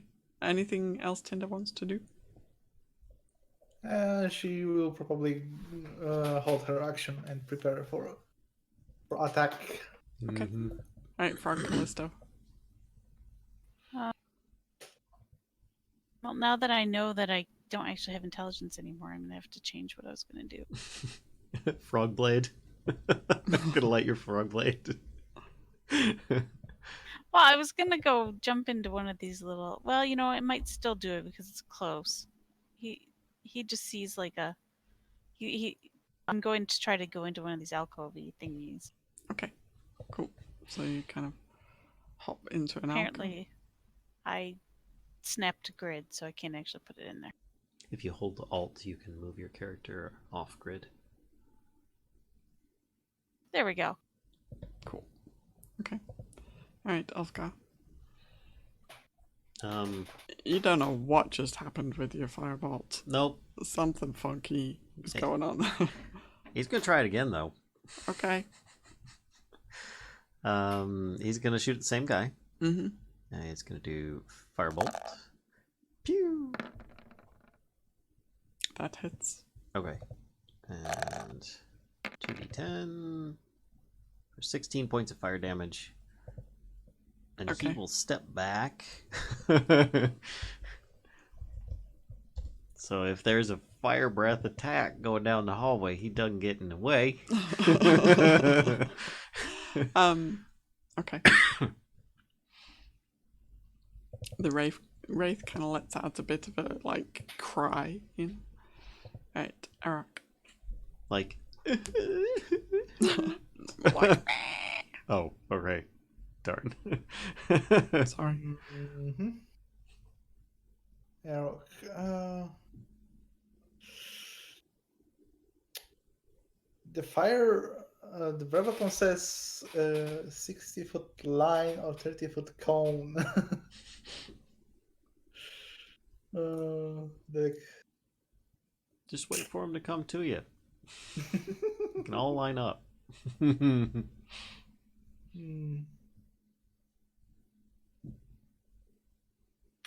I don't think you. you could need no one of them. Don't think your cone would actually open up into the room. Maybe? I don't know. No. Physics. It will be physics. You'll be torched. Bye bye, froggies. Okay, so he unfortunately don't know what to do, and he's going to hold on his action. Okay. Alright. It's probably a good plan because wraiths are completely distracted from frog friends. And wait, let me look at their speed. Okay, so they can move pretty fast. Alright, they kind of just bust a move. Oop. Oop. Do you want to use your action? Arokh? Oh yeah. Oh, okay. Arokh seeing incoming doom, ghostly figures. He's going to unleash his last brave weapon. Is it a line?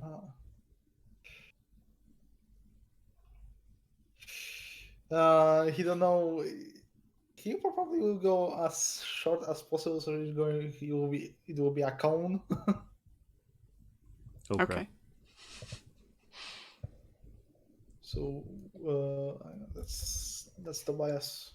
Okay, here you go.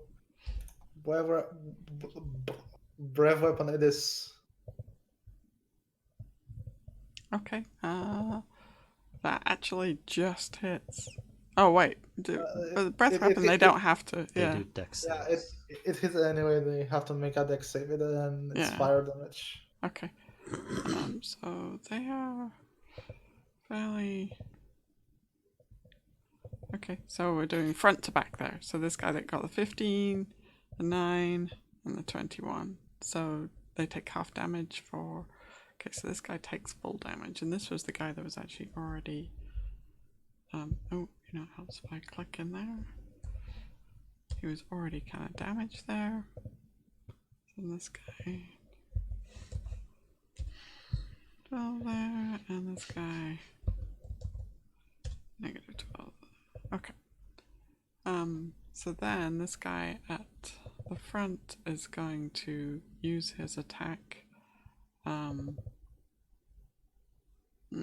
Okay, he's probably going to use that on Arokh, because so he uses. Oh, and he misses. Okay. And the guy behind him is going to use this on Ulfgar. Ulfgar, you would have some cover for being around the corner. Probably increase your armor class by like 2. That would put his armor class at 21. Oh, okay. So he doesn't hit you anyway. Okay. That's what they've got. Right. For Tobias. Distraction achieved. Oh. Total panic in my head, and I'm going to do the same as Kellisto. I'm going to hop on the wall Okay. and hope that no one is seeing me. I am a stone. I am just a stone, a froggy looking stone. Frog Aelia. She's gonna do as the other frogs are doing, and she will go here. Alright. Frog Valia? I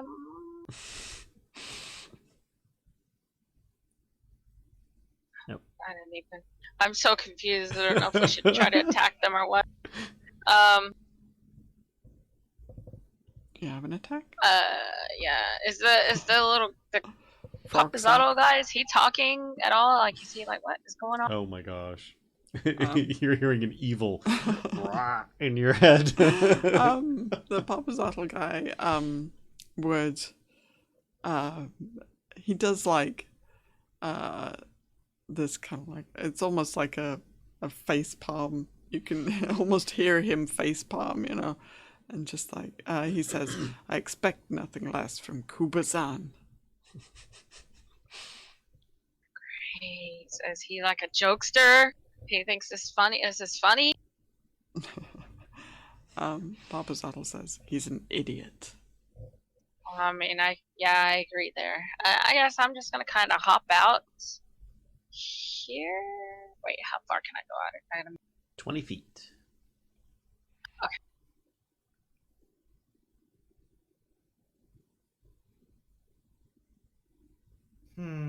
Yeah, I'm just gonna go about here and kind of look around, see what if I can see. I don't want to get in the way. Okay. That's about it, really. I mean, this room suddenly is huge. Like the ceiling is just a monstrous like size, you know. It's like Alice in Wonderland. yeah, exactly. Is there any light in the room now? She had a torch, so... No, yeah, I'm gonna look around. Is there anything? Because, with night vision, I'm like, whoa, is there anything different other than the room's huge? Like, nope, you do have dark vision as a frog. You have 30-foot dark vision instead of the 60-foot, but no, you don't see anything different at the moment, just everything is huge. okay. Okay. Alright, Tinder. Yeah, she basically standing next to Arokh, so she'll do the same. So, fire breath weapon at this. Yes, please. Yes, please. Okay, so they need to make dex saves. Here we go. 1, Is anywhere failed? 2. Failed. Oh, Succeed. one succeed. So that's front to back again. Okay. Okay, fire damage. Okay. Nice. So it takes 9. Why didn't that? It said minus 29. Okay, thank you. This one, second from the back. Boop. Yay. Just dissipates in this kind of cloud of like very fine grey dust, floats in the air for a moment before dispersing. And this guy takes... Oop. No, not this. Okay. Alright. For Callisto. Froglisto. Rabbit. Frog Callisto's just hopping up, trying to get it out of the, because it's not very intelligent. I'm just hopping up and down, trying to, get out through the wall. Okay. Full frog panic. Alright, Ulfgar. Especially because you see fire, lots of fire coming from the doorway. Right. Not exactly frog friendly. Ulfgar decides to throw caution to the wind. Ooh. And joins in with a bit of some area effect stuff and does Foos Roll, which he hasn't done in quite a while. He hasn't. He's going to do it at level 2. Okay. And it's only doing it at level 1 for some reason. Oh, no, wait. That's because I have it set wrong. All right, hold on. Level 2. Set it. They don't. It's not a to hit. It's just a DC to. DC 15 con save. Yeah. Okie dokie. Let's see how they do. 1. The guy at the front does pretty well. Half 2. damage. The guy at the back, not so great. Full damage. So 7 thunder, 14 and 7. Blah, blah, blah. Wait, so hang on. So we've got a total of 22 here? Oh, I'm sorry. Yeah, Okay. I thought the 14 was the total. Alright, You're right. so the guy at the front takes 11. He's looking fairly wispy at this point. And then the guy at the back was the one that failed, so he takes 22. Right, cool. And for bonus action, I don't think that there's much.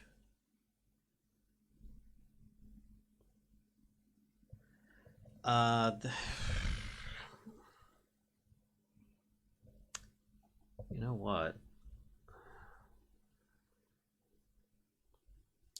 Ulfgar will do one more spell here. He's kind of exhausting his spells. But let's see. We did one of those. Guiding bolt. No, he. Oh no, he can only do a bonus action. Oh no, he can't, because that's another spell. So, best he can do is give inspiration to Arokh, because Okay. Arokh is directly in front. And he's directly after you in the turn order. Yep. So, inspiration. Right, Rock. He has inspiration. Yay, we've boosted morale, and he's going to try to claw at the Wraith. Okay. With a multi-attack. So that hits. That hits. How many claws is he doing? He's allowed to do 3 attacks with his natural weapons. Okay, so all 3 of them hit. He is kind of like, this Wraith is in, so actually I'll need like 3 damages. The Wraith is incorporeal, so he makes contact, but his claws are kind of like, partially like disappearing through him. 5, 10.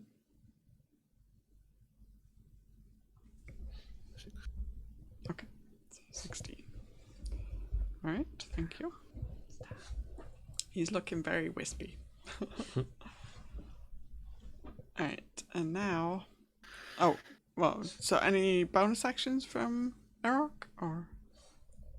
I don't think he can do any bonus actions besides moving out of the way. Okay. Alright, so then the Wraith is going to retort. So he is going to...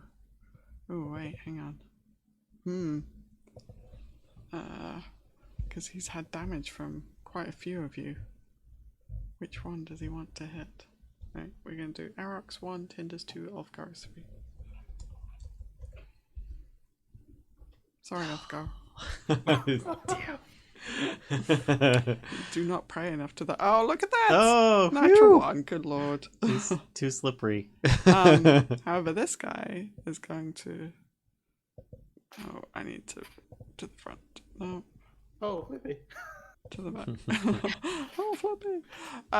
This guy's going to move up, and Ulfgar, he can only hit you, I'm afraid. No. I think he still doesn't, right? Yeah. Okay. Sorry, no offense. I'm glad y'all are getting attacked by Wraiths because I know what they do. Bad stuff.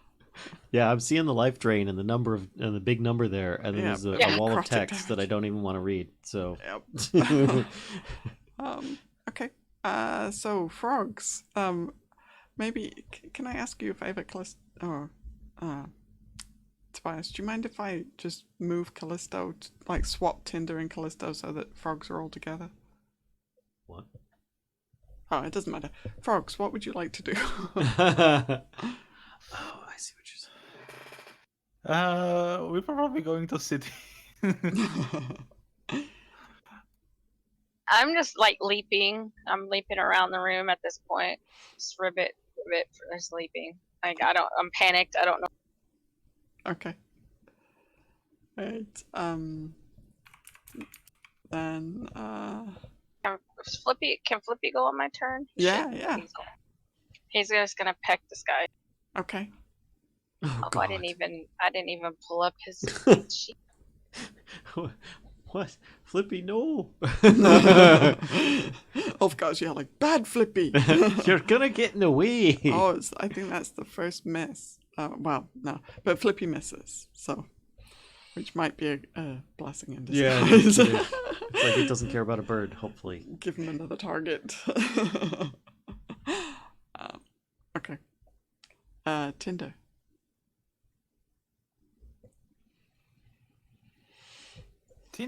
Tinder.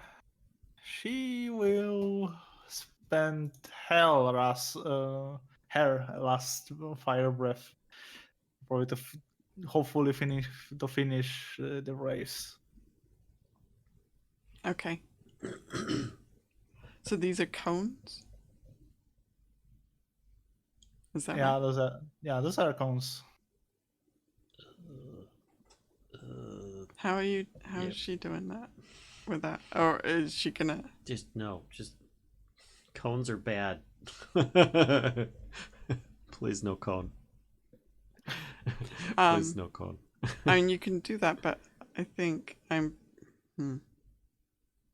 think at this point He'll be fine. No. I mean you're gonna have to hit either Flippy or Ulfgar, right? Before you could kind of angle it because Flippy was a bit further away, right? Mhm. But now they're either side of this, right? So and Arokh and Tinder are very close together there as well. So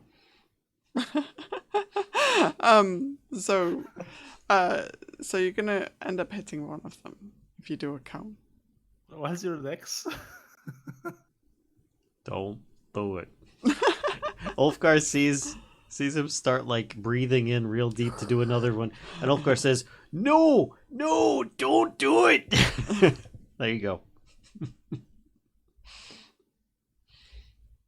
Do it. Are you serious? Who are you Oh. hitting? I'm aiming more towards you.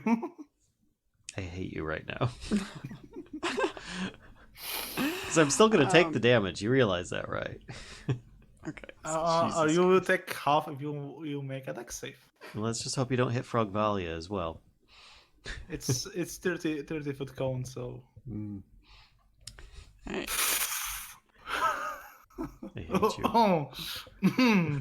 So this guy goes up in literally goes. He's just smoky. Hey, you made it. Yeah. And, Sure. and this guy is very wispy looking at the back here. The majority of his So's form is Ulfgar. burnt away. You're welcome. He's not happy. All right, Kashcah, do I take 15 or 14? You take 14. We've been writing it down the whole time. Hang on one sec. I just need to look at it. Okay, got it. Alright, just checking. You're like, how many wraiths? Because I got 7 more tokens here. What the hell? I was like, is Roll20 bugging out? Like, do I have an extra wraith in there somewhere? Okay.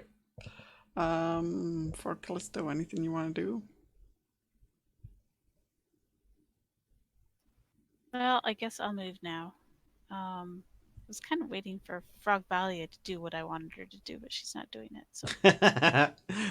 So I'm gonna go hop around along the wall, seeing if I can find a way, like, out Okay. or a hole or something. Alright. So you kind of spend some time, like, checking behind the shrine. You don't find anything there. Kind of like looking around with your little froggy eyes, occasionally licking them with your tongue because you can do that now. And and you're not finding any kind of. You find like lots of little places you could hide, but none of them look like exits. Okay. Then I will just like kind of hop onto the shelf. No, okay. Alright, yep. You can do that. This massive leap, and Frog Valia, you see another frog hop up onto the shelf. I'm just like jumping around, making noise. I'm gonna go back over the sarcophagus and I want to see if I can look around. Like, Oh, hang on. is there any opening? Okay, go. Hang on. It's Ulfgar, and Oh yeah, I forgot we were down at. no worries. Ulfgar. Very wispy looking wraith. Just kind of around the corner a little bit. He tries the firebolt again at it. Okay. 20? That hits. Then fire? That finishes him. Thank goodness. Burns away the rest of his form, and just ash, kind of very fine ash floating in the air. And Ulfgar busts a move down that far. Because that's as far as he can go. Okay. Alright. Well, let's break turn order. Trying to find where everybody is. Okay. Oh my gosh. You see a couple of frogs hanging around. Ulfgar There's comes one in, on the shelf. and he steps aside, starts looking around, and he's like, "Where'd they go? Arokh, do you see anybody? There's some frogs. Careful." Tobias is here for sure, but there's something different. Flippy, get away from them frogs. They might be poisonous. He's over here, like sniffing around this frog, like poking at it with its beak. Stop that. Stop it. It's probably poisonous. Flippy knows what happened because he ran. Oh, sorry, I didn't mean to move close. What's Flippy's intelligence? When he's pecking at me, I like kind of hop onto his back. Okay. He's just gonna squawk and he's just gonna kind of run over to Ulfgar. He's trying to tell him it's Kellisto, but he doesn't talk. Ulfgar's like, hold on, you've got one on you. Don't worry. When you try to You're probably take her off, protected because of your feathers and hasn't touched your skin yet, but it's. And he's like, I'm just gonna scoop it off of you. And he's like taking his battle axe, and he's like, hold still. I'm just gonna kind of like lift it off of you, and then we'll put it back on the shelf. We don't want to. Oh god, Arokh, have you seen anybody?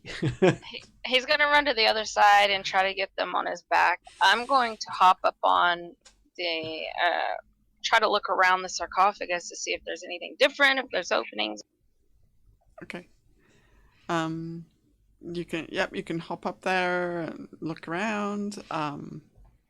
Yeah, you don't see. I mean, it looks kind of like the same as it looked when you were hiding back there.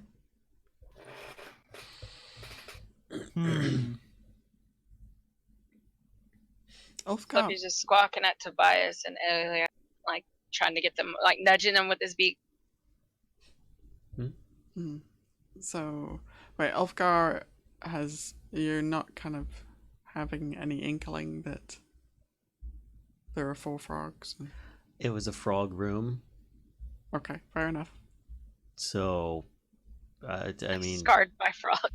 And one of them hopped on Flippy's back, so he's getting distracted, and therefore, fair enough. Yeah. He's not smart. I'm sorry. No, it's cool.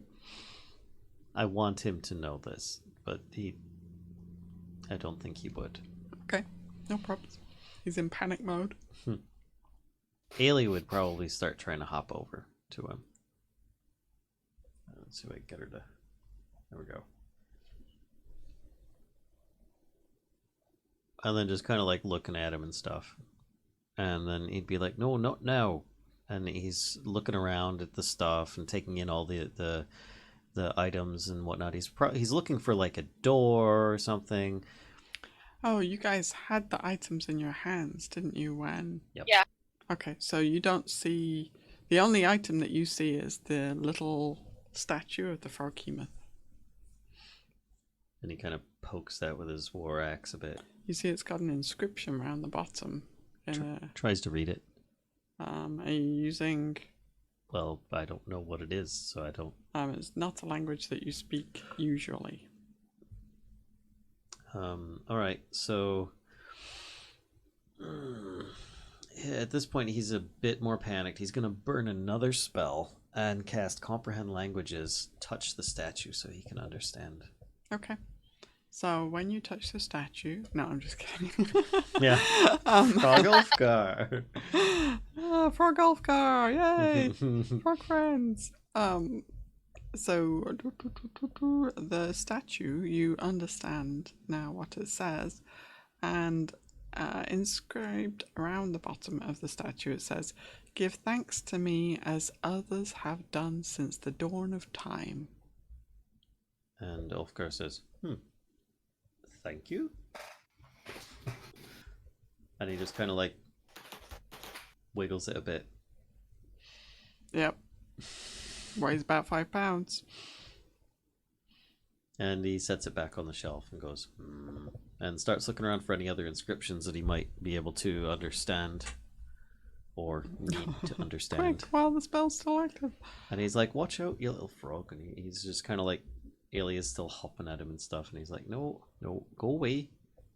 Get off my boot. And he'd walk over towards the, towards the crypt a bit, but he wouldn't cross the fence. Okay. He doesn't want to touch any sarcophagus at this point. Alright. And, You've got another frog trying to get your attention.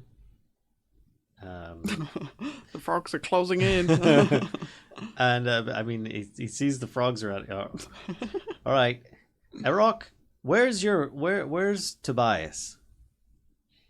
And we're saying that Tobias hopped on on the Arokh's head, like, perhaps is this one? You mean, oh? And he looks down at the other frogs. Oh my god! By the gods! I like try to bite his shoe. Like, you know. By the beard. Oh, that one's Valia. And he like picks you up, and he's like, "All right, well, come on then." I just pee on your hand. I pee on your hand. Yeah, definitely, Valia. I'm putting you back down. He sets you on top of Flippy, and he reaches down to pick up Aelia. It's like a centaur frog. Frog tar. That would be so weird. Alright, Tobias and Ulfgar, I'd like you to make Arcana checks, please. Tobias being a frog? Oh, sorry. No, you're right. Just Ulfgar. Arokh? Okay. maybe Arokh. Yeah. Arokh could. Make Arcana checks? Yeah. The DC might be a little. Ulfgar's not good with Arcana. Yeah, 20, Arokh. Come on, do it. Just nail it. Okay. Alright. Ulfgar, you have a strong feeling this is a magical effect. Yeah, he's cast similar ones before. Yeah, I mean, this is... Oh, crap. I mean, you think it could be polymorph. Yeah, definitely. I mean, that's what he's probably thinking at this point. He's like, well, if it's anything like I'm thinking, hopefully it's not a permanent effect and it'll wear off in a bit. Hopefully. What the heck did you guys get into? Arokh, can you still talk to Tobias? Are they... And he's holding the Aelia up, who's just kind of like staring at him, Google-eyed. And he's like, hello? Can you guys understand me? Not really. His mind looks... It's kind of like you trying to look out that foggy window. Right. Well, it appears they can at least tell friend from foe. I don't have any more polymorph spells, or I'd try turning one back into something that could talk. Kind of burnt through those a bit. Look through his spells right now. Yeah. He'd say, well, I'll tell you what. Why don't you bring Tinder in here, and we'll set up a dome, and we'll just kind of rest here for a bit, and we'll see if it wears off. Because I don't have any immediate answers right now, and I'll probably need the time to study these things. So he'll go to the center of the room here.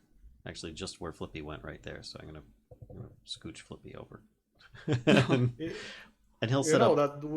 You know that we have to stay out of the dome. Yes. So, I just figured, just letting you know that's what I'm gonna do. So If Flippy's running around the whole like area of the room, squawking, and me and Kellisto are on Flippy's back, and we're just making noise like loud ribbits. he's like, just chill out. It'll be fine. We just hopefully need to wait for these to wear off. I hope it's not permanent. Oh dear God. He just ignores you. He's just running around. We're playing because it's so funny. He's just we hop on his head and back and forth, and he's just running around squawking. Every time he gets close to Ulfgar, Callisto kind of flicks out her tongue at him. It's like, that's just gross. But he focuses for 10 minutes to cast the spell. Okay. And the dome's up, and then pretty much just tries to play Shepherd at that point. And hope that things wear off in time. I mean, it does seem like it's been quite a while since you took a rest as well. Okay. And Ulfgar, frog herder. Well, he tries to calm all the frogs down. His little frog group, frog friends, the frog family. Jeez, frog fam. Frog fam.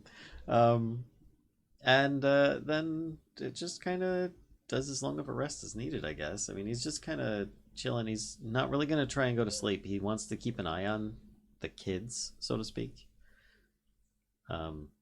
Keep them herded. Okay. But he is still going to take a rest nonetheless. I'm just gonna hop on his head. I'll hop off Flippy and hop on his head. Sit there.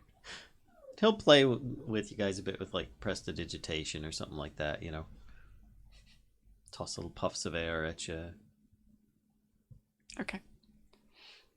So, Ulfgar, you definitely get a short rest in, but without sleeping, you're not going to get a long rest. Okay.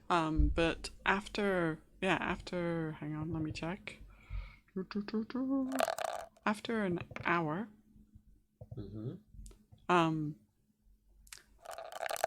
the frogs start kind of like, the little frog bodies start shaking wildly, and their eyes kind of like bulge out even more than they are, and this kind of like the shaking becomes more violent, and their little legs are like wobbling all over the place, and then suddenly like bloop, they break frog form and become their real selves again. Oh boy. I was on your head. My bad. Oh God. Get rid of all these, and then upon you shivering and stuff, he'd probably have put you down quite quick. Yeah, I hope I fell off of Flippy before. Yeah.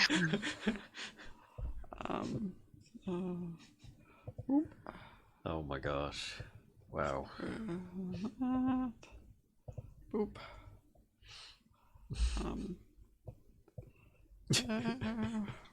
Aelia, and then this is gonna be awkward. Boop. There we go. Yep. So, how long has it been since that happened? Since they reverted to their like how usual long did selves? it take for them to do that? To revert? Yeah. Like an action, basically. Oh no, I meant like because his dome will stay up for 8 hours. Oh, okay. So about an hour, you Okay. think? All right. So Ulfgar says, "So welcome back. Glad to see that you're all okay." I just shake my head. I'm like, that was weird. Do we still have the item? Yeah, you still have the stuff that you. I'm just gonna run over here and I'm putting these things on top of the sarcophagus. The bugs, the mask. I'm like, I don't want no more. Ulfgar says, well, okay. I suggest we settle in here. So far, Arokh and Tinder have been most pleasant companions while you are all enjoying the amphibian natures, shall we say. So let's just take a rest here for the rest of the time that I've got the dome up. Do you all remember much? Do you remember being frogs? Do we? There's some. It's kind of like this weird, like half memory. You can kind of recall like a sudden hunger for flying insects. But it's like a hazy memory. It's like you woke up and you're trying to remember a dream. You know what that's like, where you can just kind of remember like little snippets of it. It's like that.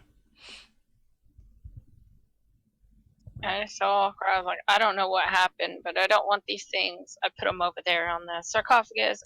I'm done. I think we should just rest. Ulfgar says, well, just in case you have any confusion. I came You in said we here were and you were all frogs? frogs, and there were 3 wraiths flying about. Thankfully, Arokh and Tinder pretty much sent them to cinders. And thankfully without hitting any of you. Except me. And then he shoots a look over at Arokh. Your beard is a little bit burnt, Ulfgar. Mm-hmm. Which he's been using mending. And it doesn't it actually doesn't work because the material has to be there. I just look at Callisto. I was like, we were frogs? Yep. You are a particularly feisty one. And he puts his hand on your shoulder and kind of wipes it a bit and says, I believe that belongs to you as well. I'm like, what was, don't tell me that. I just shake my head and I was like, well.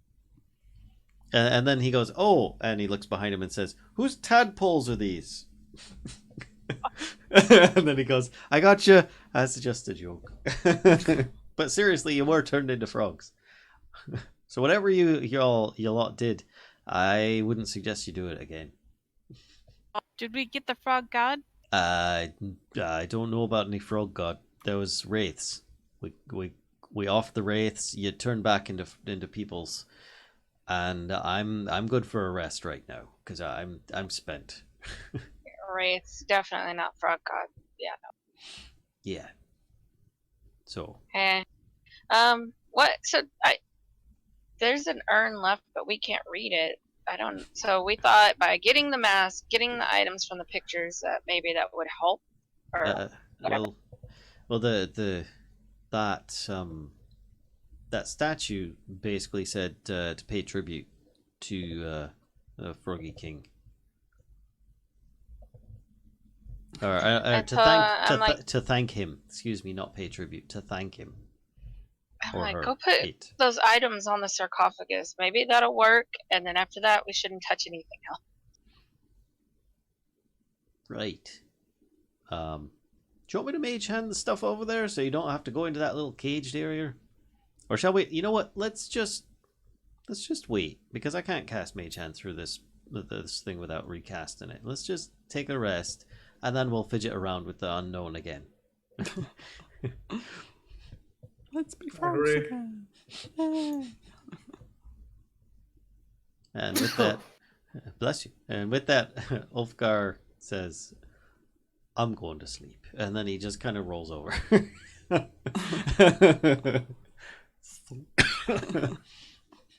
Callisto's like, okay. And falls asleep too. Aelia says, that's not a bad idea. I should just take a rest. Yes, please. So, are Arokh and Tinder willing and able to keep watch while everybody sleeps? Sleepy sleep. Everybody sleeps. Take that as a yes. Yeah. Okay. So Dome goes up. Well, Dome's been up for a while. Everybody kind of starts falling asleep. And a couple more hours go by. And Arokh and Tinder hear the familiar shuffling that they heard when you guys were upstairs in the room with the glass, big glass urns of bones, and they see traveling here, and then they look like they're gonna turn down the hallway, and then they see well, actually, is your dome opaque, Ulfgar, or is it transparent? He'd probably have it be opaque. Okay. Then they just see kind of the opaque dome, Arokh and Tinder, and then they turn back again and go this way. And you hear the door, like what sounds like a door opening,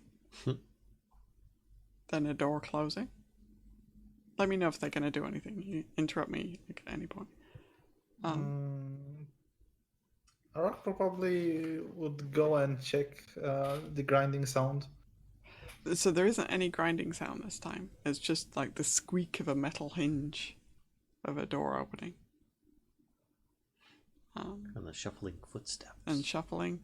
And then, like, just seconds later, you hear the door closing again. You hear the latch of the door kind of snap as a door closes. And then you see them shuffle past this way. Back again. Mm-hmm. Yep, they shuffle past this way. There's two of them, and they're the same look as the previous ones that you saw. And the shuffling gets kind of more distant. Yeah.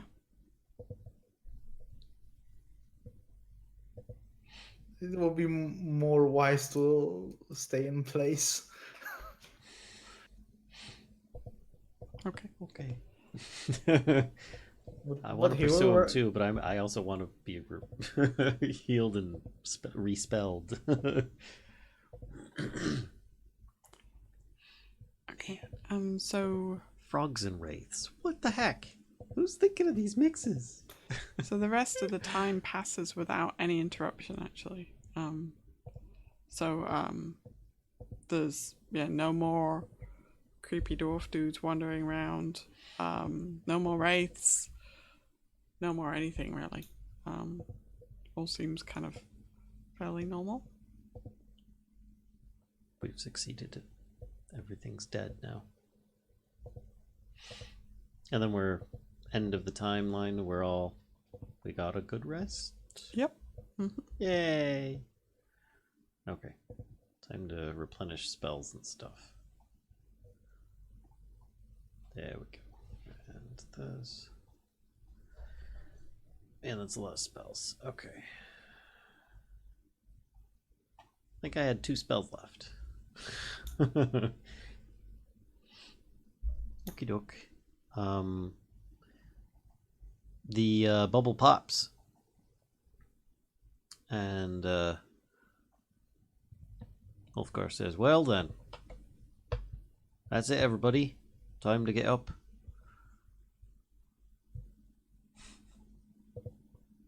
Let's collect all these items. And he'll use Mage Hand to slowly, just like one at a time, lift over and put it on top of the the thing, on top of the sarcophagus. Actually, they might not stack very well, so he'd probably just put them like right in the middle here in the front. He's like, maybe this is where we're supposed to say thank you and put stuff. And he'll start putting it down there first. Okay. Tobias, Moa says to you, that's the sarcophagus, not the shrine. I don't understand what you guys are doing.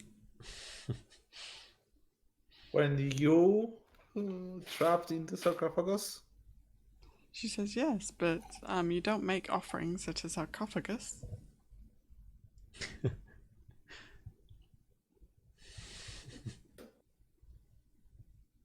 Okay, I'm going to turn to the fresk. Does that look like a shrine? This bit here, is that what you're looking at, or you're looking at like This bit. basically all together. Okay.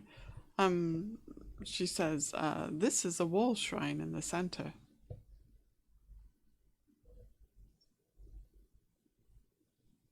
I'm going to take this bowl with bones. Do you think that might be the appropriate offering? She says, I don't think the bones are what Gubazan wants. Ulfgar finishes putting all the stuff She there. says, I think the bones are left over from a previous offering. There. Done. Oh, squeaky dog. So you've just put all the stuff over there? Yeah, it's all just piled up right here in that pile there. So there you go. Thank you, frog god, for your help. And he's like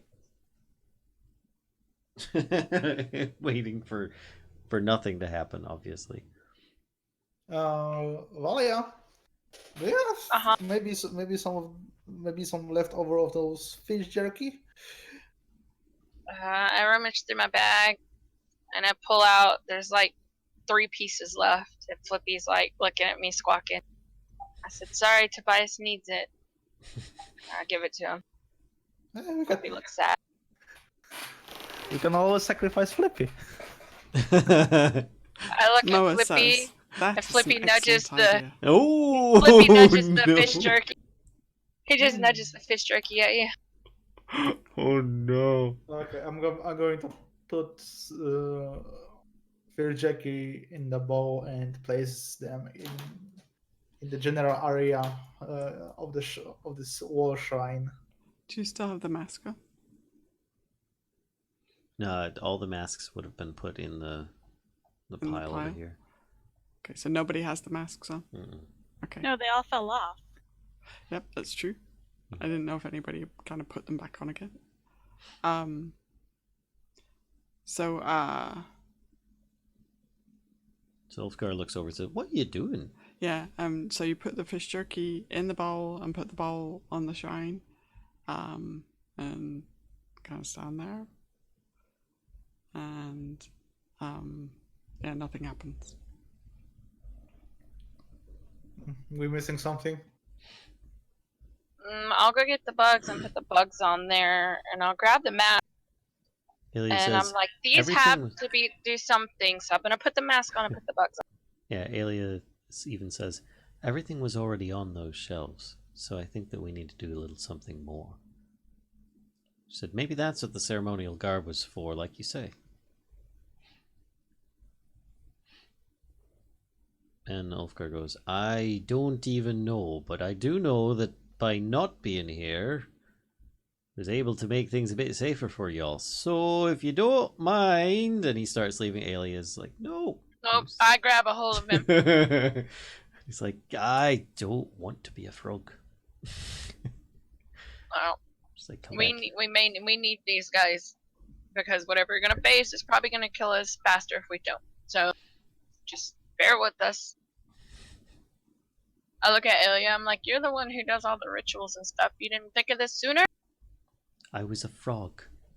I don't remember, but apparently we all were frogs. So let's see if this works. And I said, and we probably should put these masks on, because it seems like these are a part of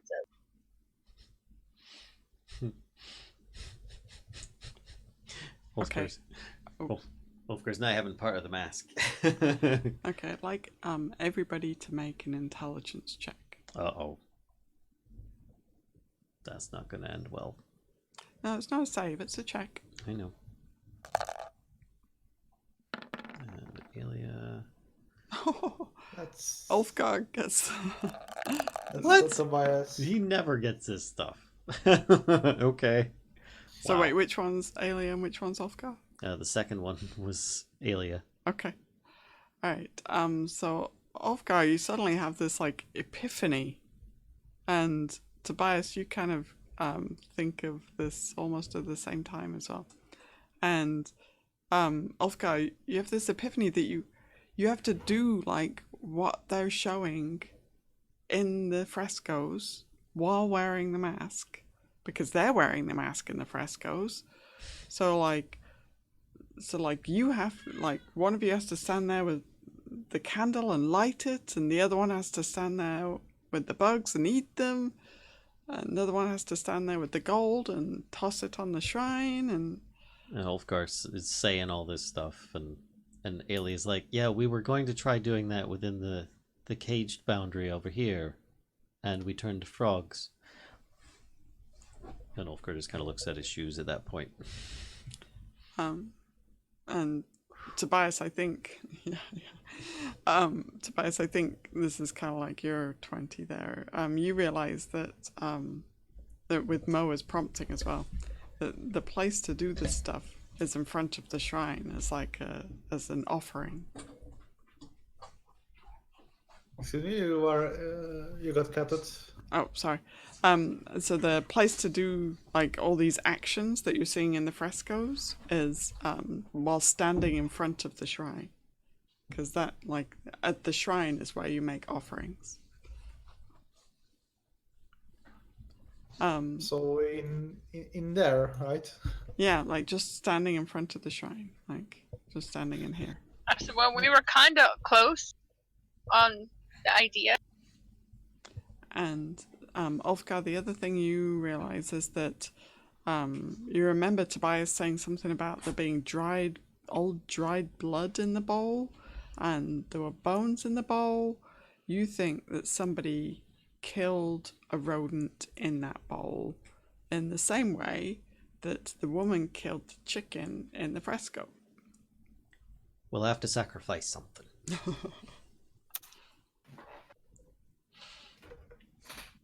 Hey, has anybody seen those weird scuffly guys walking in the hallway? You think we could sacrifice one of them?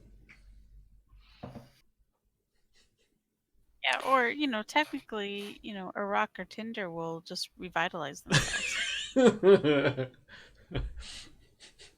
Maybe it would work with just... Flippy squawks and nods his head. Aelia speaks up and says, maybe it'll work with just a few drops of blood. I hold out my hands with the bugs. I'm like, all right, who gets these? I'll give the blood. I don't want to eat the bugs. Ulfgar just kind of steps back and hangs aside with Flippy and says, looks like it's going to be you and me. We can do this. Just don't step any closer or else they're going to sacrifice you. Aelia grabs one of the masks and we've got pugnanigans going on. So who has a mask now? Aelia has a mask. I assume Valia. Mm-hmm. I'll grab one, and I'll grab something. And I'm going to also grab a mask. I'll grab the. Is there a knife? Oh, there's just the bowl, right? It's just the bowl.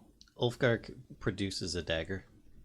What does it say? I point out Tobias's sword, Chatter. I'm like, he's got a knife. I just kind of look at it funny. I'm like, it'll work. I'll just grab Ulfgar's dagger, and I'll run over to I'll put down the bowl, and I'll cut my finger. Okay. And you've got the mask on, cutting your finger. Yep. Okay. Putting the bowl, squeezing blood into the bowl. Okay. Very good. Okay. I'm lighting the candle. Okay. You've got the mask on? Yeah. Okay. Which one does Aelia have? Does she have the bugs or the gold? I don't know. Valia, which one do you have? Bugs or gold? Looks like we lost them both. Uh-oh. Sorry, what happened? Which one? Do you have bugs or gold? I have the bugs. Okay. Because nobody else wanted them, apparently, because I have to eat them. Okay. Is that what you're doing? You're going to eat them? Yeah, well, I'm going to hold them up with my mouth open like the picture. They're dried out bugs. So you got the mask on, and you're just kind of holding them. You're not going to eat them. Or... I just look at everybody. It's like, do I have to? Aelia says, yes. All right. Well, at least they're dried out and preserved, kinda. So I'll pop one in my. I mean, it's like you know the big Cheetos, not the little crunchy ones, but the big cheesy pink Cheetos. It's like that because there's like nothing left. They're totally dehydrated. They taste more like dust than anything else. Yeah, I'll pop one in my mouth. I'm like, well, who's got the candle? dusty. Tobias had the candle. Okay.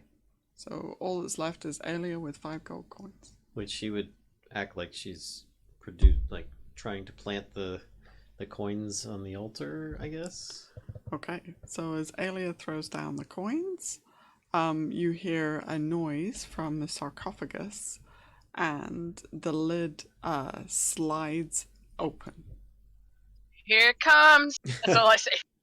It's another wraith. Oh, that's all that happens. Oh.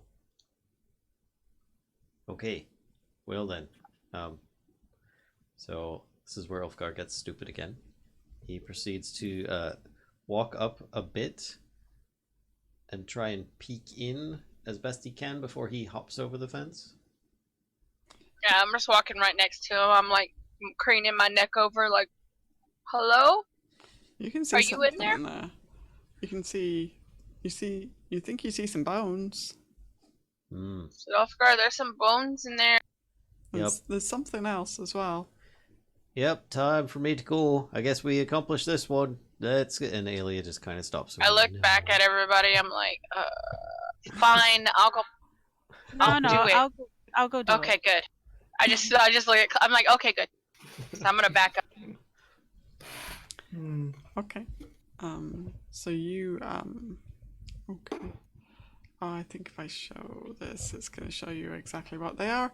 So you see there are bones in there, but kind of laid across the bones are these bracers. So they're kind of metal bracers, and they're carved with they've got carvings of frog hemoths on them. And there's also braces or bracers? Braces, like on your arm, bracers. Okay. And there's also a quiver. It looks like it's kind of rotting leather, which has some arrows in it.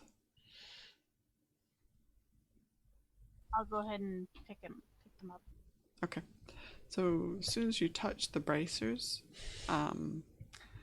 they start glowing, and a watery light ripples across the walls. Monstrous tentacled shadow rises from the sarcophagus, and the air fills with the stench of a swamp. And a rumbling voice echoes through the tomb, and it says, "You are brave to summon me.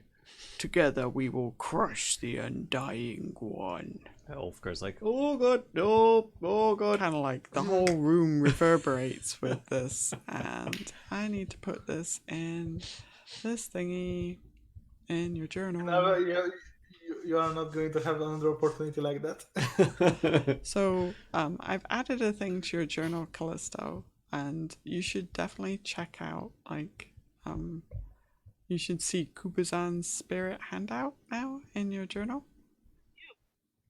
So check out. Callisto's got Wonder Woman bracers. This is no change. So that part isn't, but the good bit is. Yeah, that's great for me. Okay.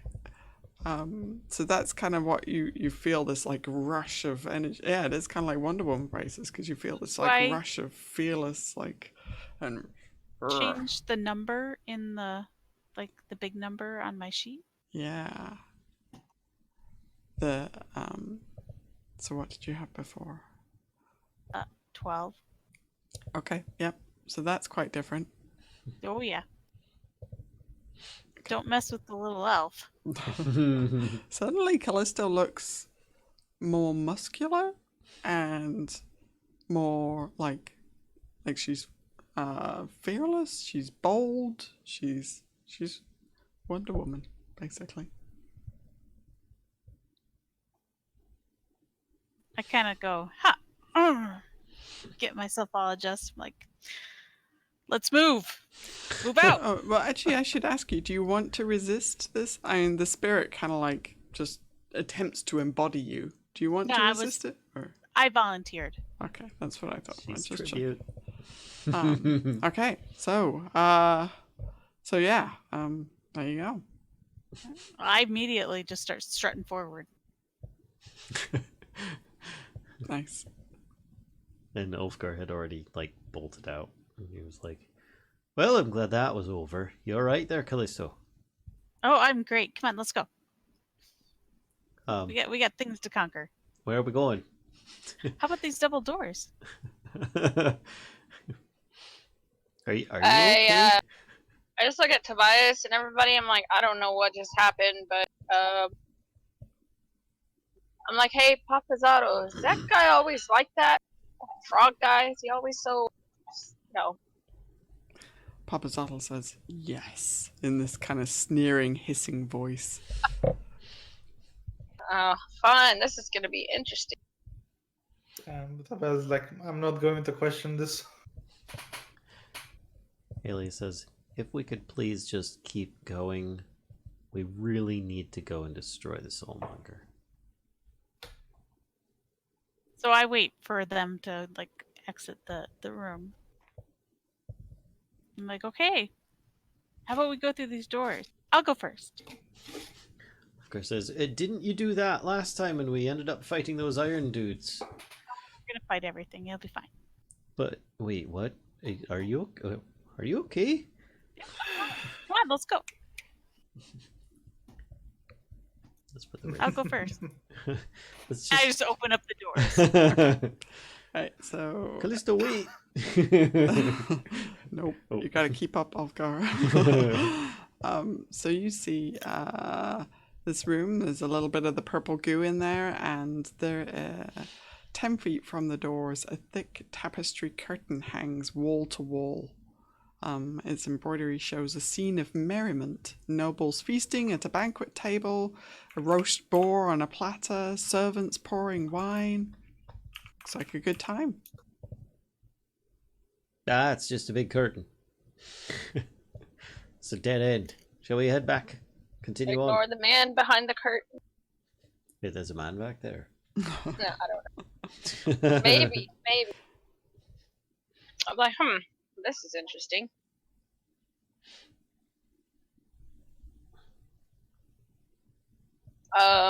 Let's see.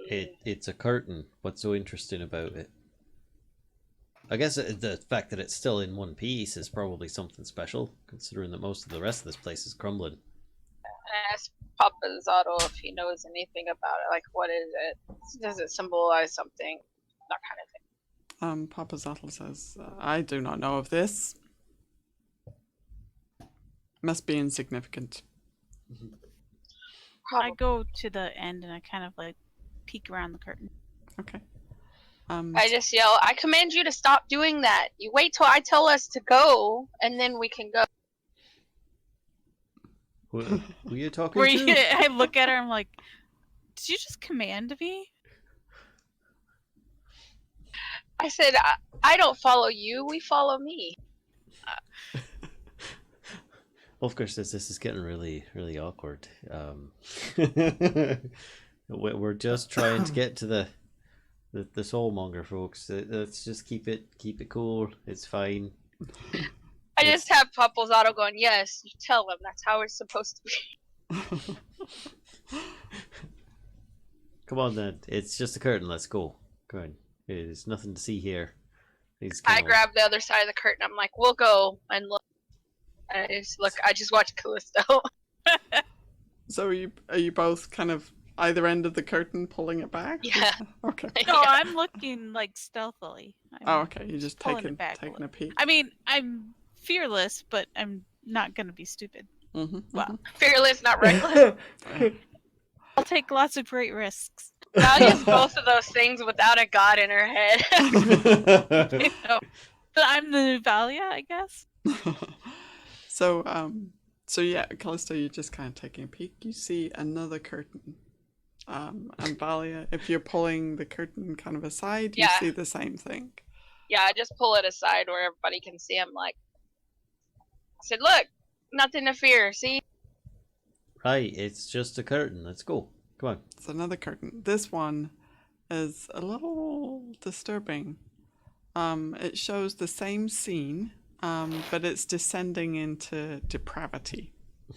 The nobles who were previously kind of feasting around the banquet table are now fighting with each other. There's also like some kind of orgy going on the table. And some of the nobles are kind of sprawled on the floor in puddles of vomit. That one must have been a fun one to weave.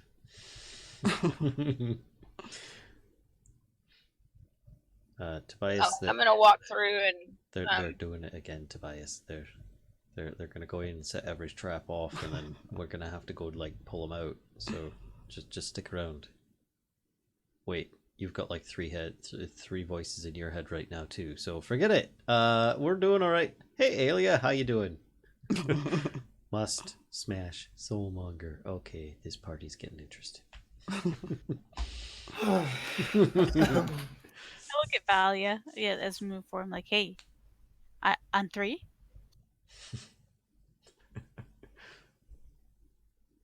Meaning to pull back the curtain.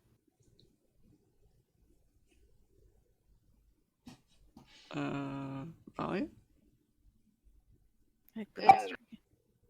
Valia, I just look at Kellisto and I nod my head. I'm like, "You ready? We'll open this together." 1, 2, 3. and we just pull the curtain. So bad. It's such a bad idea. Okay. So behind the second curtain is a third. And this one is a scene of horror. The nobles are now feasting on the servants, basically eating each other alive. Some of them are setting fire to the hall, and the roast boar looks like it's alive on the platter now, laughing. Oh, gosh. It's really I disturbing. look at Callisto. I'm like, I know we have these, I point to my head. I was like, we got these things going, but I don't know about this last curtain. What about you? Oh, no, we gotta go forward. Gotta see what's there. Okay. I yell back at Ulfgar. I'm like, Ulfgar, you should really come see this. No. Aelia agrees. I don't know, Ulfgar, you might need to save them from themselves. Yeah. It's kind of like my kind of scene, really. Eating everything alive. How are the curtains suspended? They don't look. I mean, it kind of looks like it's a like rod and hook kind of situation. It's mechanical in nature. So you can actually pull them all the way to one side. Yeah. I mean, mostly because they are quite thick, so they do take up some space. So that's what Aelia starts doing. She starts taking her spear and just kind of pushing them one at a time all the way to the top. Okay, so those two are pushed. Mm-hmm. I look at Callisto. I'm like, I think we should probably open this one slowly. Okay. Okay, I'll grab this side. You grab that one. Yep. Let's do it. Okay. Right, here we go. Just like slide it open real slow. Okay. So I need you both to make wisdom saving throws. Oh, sweet. I gain advantage on all wisdom checks. It's a good thing. Mm-hmm. Okay. So what you see before you is the rotting head of a giant boar is mounted to the wall. Fresh blood and gore splatters its tusks and is dribbling from where its head is mounted. It's kind of dribbling down the wall beneath it as well. Callisto, you are and it's kind of got its mouth ajar, and you are overwhelmed by the need to put your head in the boar's mouth. Oh shit! It's exactly what it's here for. This will solve everything. I guess if I'm overwhelmed by it, I start to move towards it. Hey, Callisto, what are you doing? I'm gonna move closer to her. I'm like, what? Don't get close to that thing. Do you smell? I basically start to like move my head and I grab its jaws. Aelia pulls the last curtain aside as well. I grab Callisto and try to pull her back. I'm like, whoa, whoa, whoa, whoa. I resist. I'm like, Ulfgar! Like, but I need to. No, it's not a good idea. I need Aelia to also make a wisdom saving throw. Okay. And if Flippy is in the room, Flippy as well. Oh, crap. Oh no. Flippy's in the corner. No! Okay, Aelia, resists. No! Oh, oh no! Flippy just Scrack.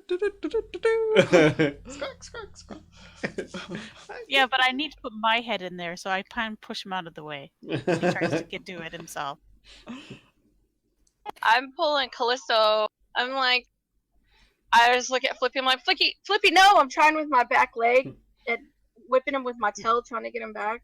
Aelia does what she can to try and pull Callisto back as well. Okay. I just yell, don't come in here! Don't come through that door! But it'll solve everything. No! Oh no! Yeah, well, Aelia, can you pull her out of here while I get Flippy? I could try. What are you guys doing? Arokh and Tobias, you hear She's dropped her spear and shield and is trying to wrestle Callisto away.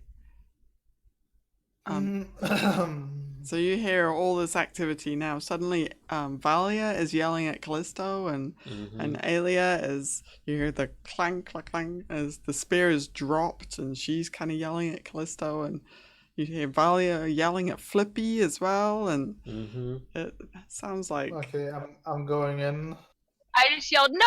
Don't come in here! Tobias, I need you to make a wisdom saving throw.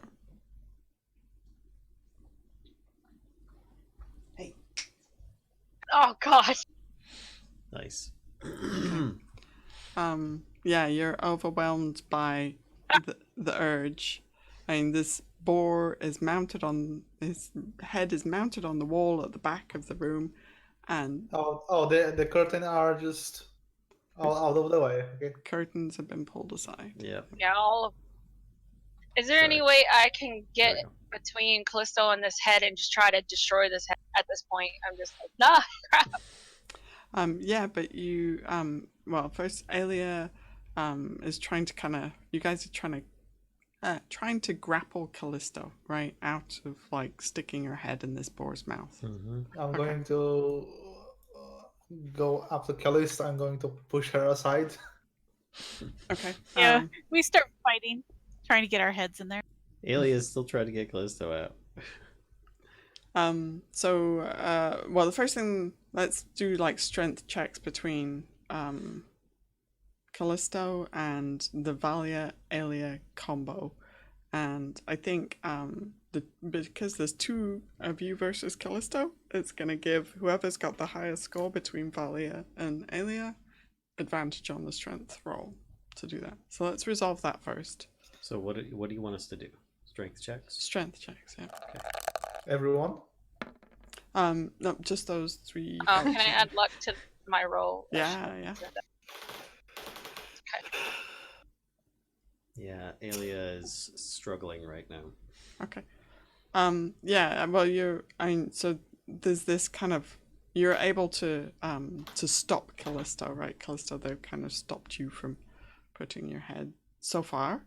So now Flippy so Valia, you're kind of in between this Flippy, and Flippy is kind of squawking at you, trying to get past you. And then Tobias, you're trying to push Kellisto out of the way. Correct. So I think opposed strength check there between the two of you. Between Tobias and I. Yeah. Yeah, Oh, Kellisto is like, no, not being pushed. Let me in! Ulfgar, what are you doing? He's freaking out right now. He heard Valia say, "Don't come in," and then when he walked in, her saying no, and now people are like scrawling to try and get to this statue head that I'm guessing I see it at the back of the room, kind of in glimpses. If you see it, either you see it, I'm you make a assuming, wisdom saving throw. Or you then I don't see probably would make a wisdom saving throw. I'm probably sure I don't see the entirety, but I could probably see it by now because all the curtains are pulled aside. Yep. So wisdom saving throw. Oh, please don't have Arokh and the other one come in here, please. We don't have the strength for all of that. Okay. There you go. Whew, good. I think Arokh is supposed to do a saving throw as well. So it's chaos up there. Like it's like a wrestling match between like all these friends, all your comrades. Yep. Oh, no. What is going on? Arokh, is this for Arokh? Well, he can see it. Yeah. Jesus. If the doors are open. The worst one. Ulfgar casts Major Image. Tinder is looking in the other way, so... Okay, yeah, Arokh is going to join the fray. Ulfgar casts Major Image. Okay. And he makes it look like the same wild boar, but the mouth is closed. Okay. So I have like sweat just running down my face, trying to hold everybody back. I'm like, Ulfgar, help me! Let me try to destroy this. And he comes over and tries to help pull back anybody that looks like they're. I don't even know who's trying to get to it right now. It looks like Kellisto and Tiberius or Kellisto. It looks like Kellisto, Flippy, and Tobias are all trying to get to this. Okay, he'd probably try and help with Tobias since Kellisto is being taken up by the other two for the most part. Do I hear claws scraping across the floor? He would try and make it look like it's closed, and then he'd shout, like, "Look, it's closed. It's closed for business. You can't. Nope." Yeah, it doesn't. Even though the mouth is closed, it doesn't affect your. Arokh is getting closer. Yeah. I point at Ulfgar. I'm like, this is the worst thing that can happen. I was like, Arokh's in here. Okay, at this point, do I have time to try to turn around and start beating this thing with my warhammer? Yeah. I mean, if Arokh wins, that's not a bad thing. I mean, What? yeah, sadly, no offense. I'm going to what I'm going to do is I'm going to use my warhammer's special ability and hope it knocks everybody. Oh, okay. Yeah, that's. While you smash it. Yeah. Well, yeah. I have to use both hands. So. All right, and I am going to rage, like get really angry. I'm going to try to get rage as a bonus. Yep. Let me click my warhammer. It does. I can't find it. I think it's just written in the description in your backpack. Yeah, I think it is.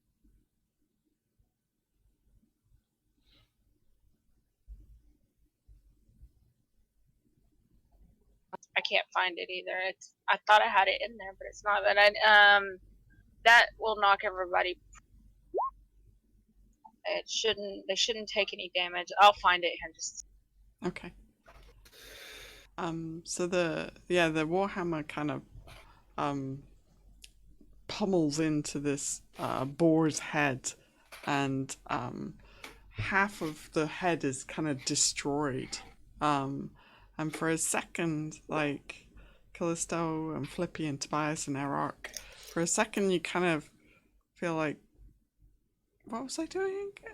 And then you come back to, I must put my head in the boar's mouth. Ulfgar starts to sing. Wow. He's singing? Is that He what starts to sing. Okay. Um, Time to go. and hold on. Well, he's pulling back Tobias, and he says, "Look, I think you just all need to calm down. Let me sing you a tune to help distract you." And he starts just chanting, like a dwarven thing to try and help. Give advantage against being frightened or charmed. I don't know if it's a charming effect that is happening on people, but he's going to start trying to do this to try and help give people regain their senses. Okay.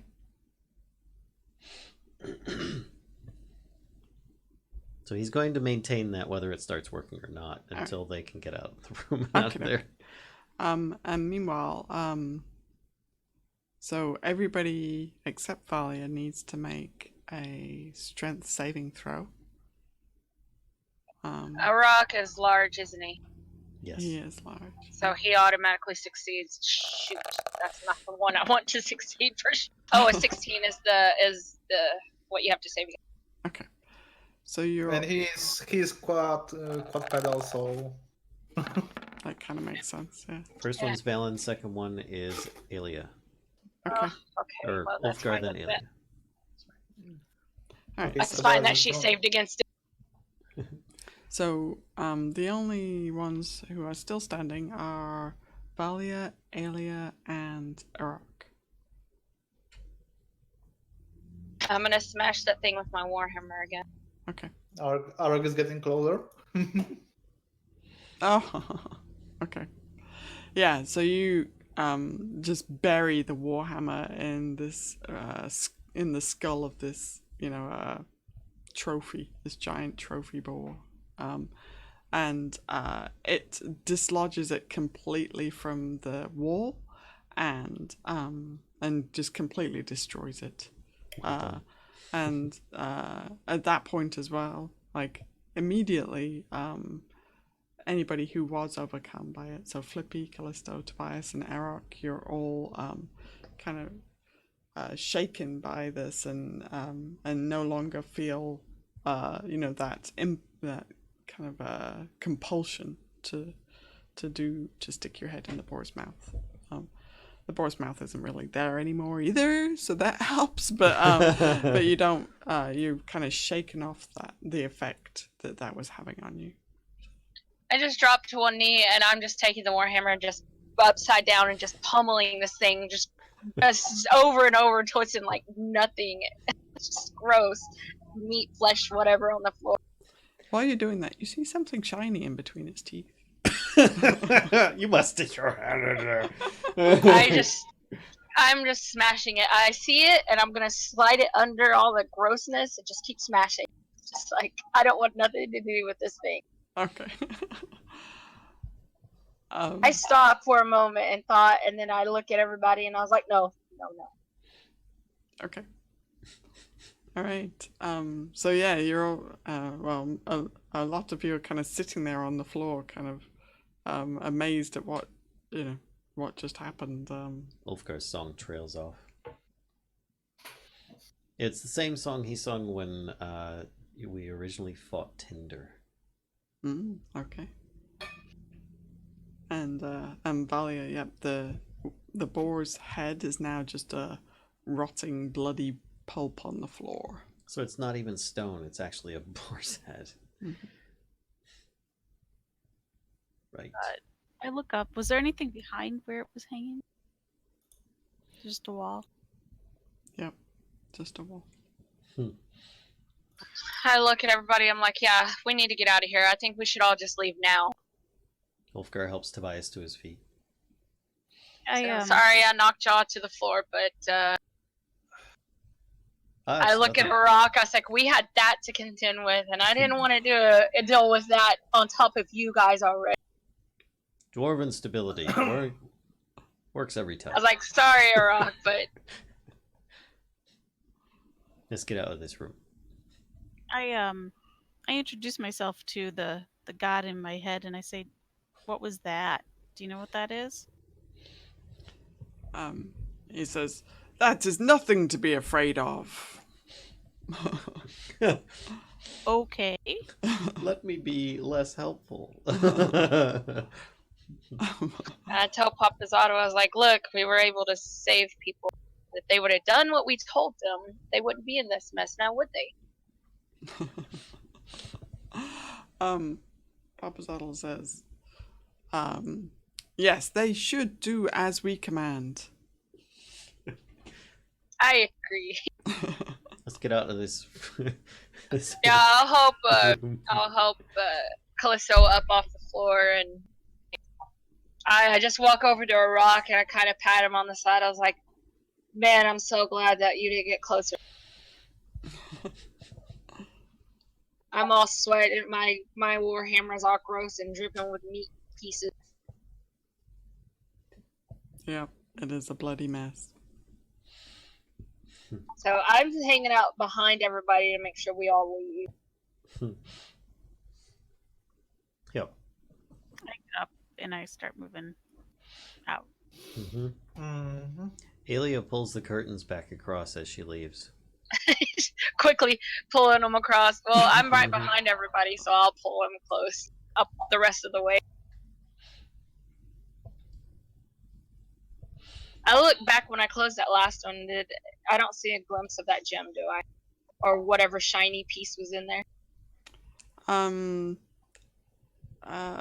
You see, yeah, you do see something shiny it's like this bloody bony pulp, that's on the floor there, and there is a shiny thing in there. Okay, I just shake my head and close the curtain. I don't tell anybody that there is something shiny in there. Okay. I like, for some reason, just have this feeling like I bet that's what caused it, not just the boar's head. So I'm just gonna keep moving. Field trip's over. Everybody go.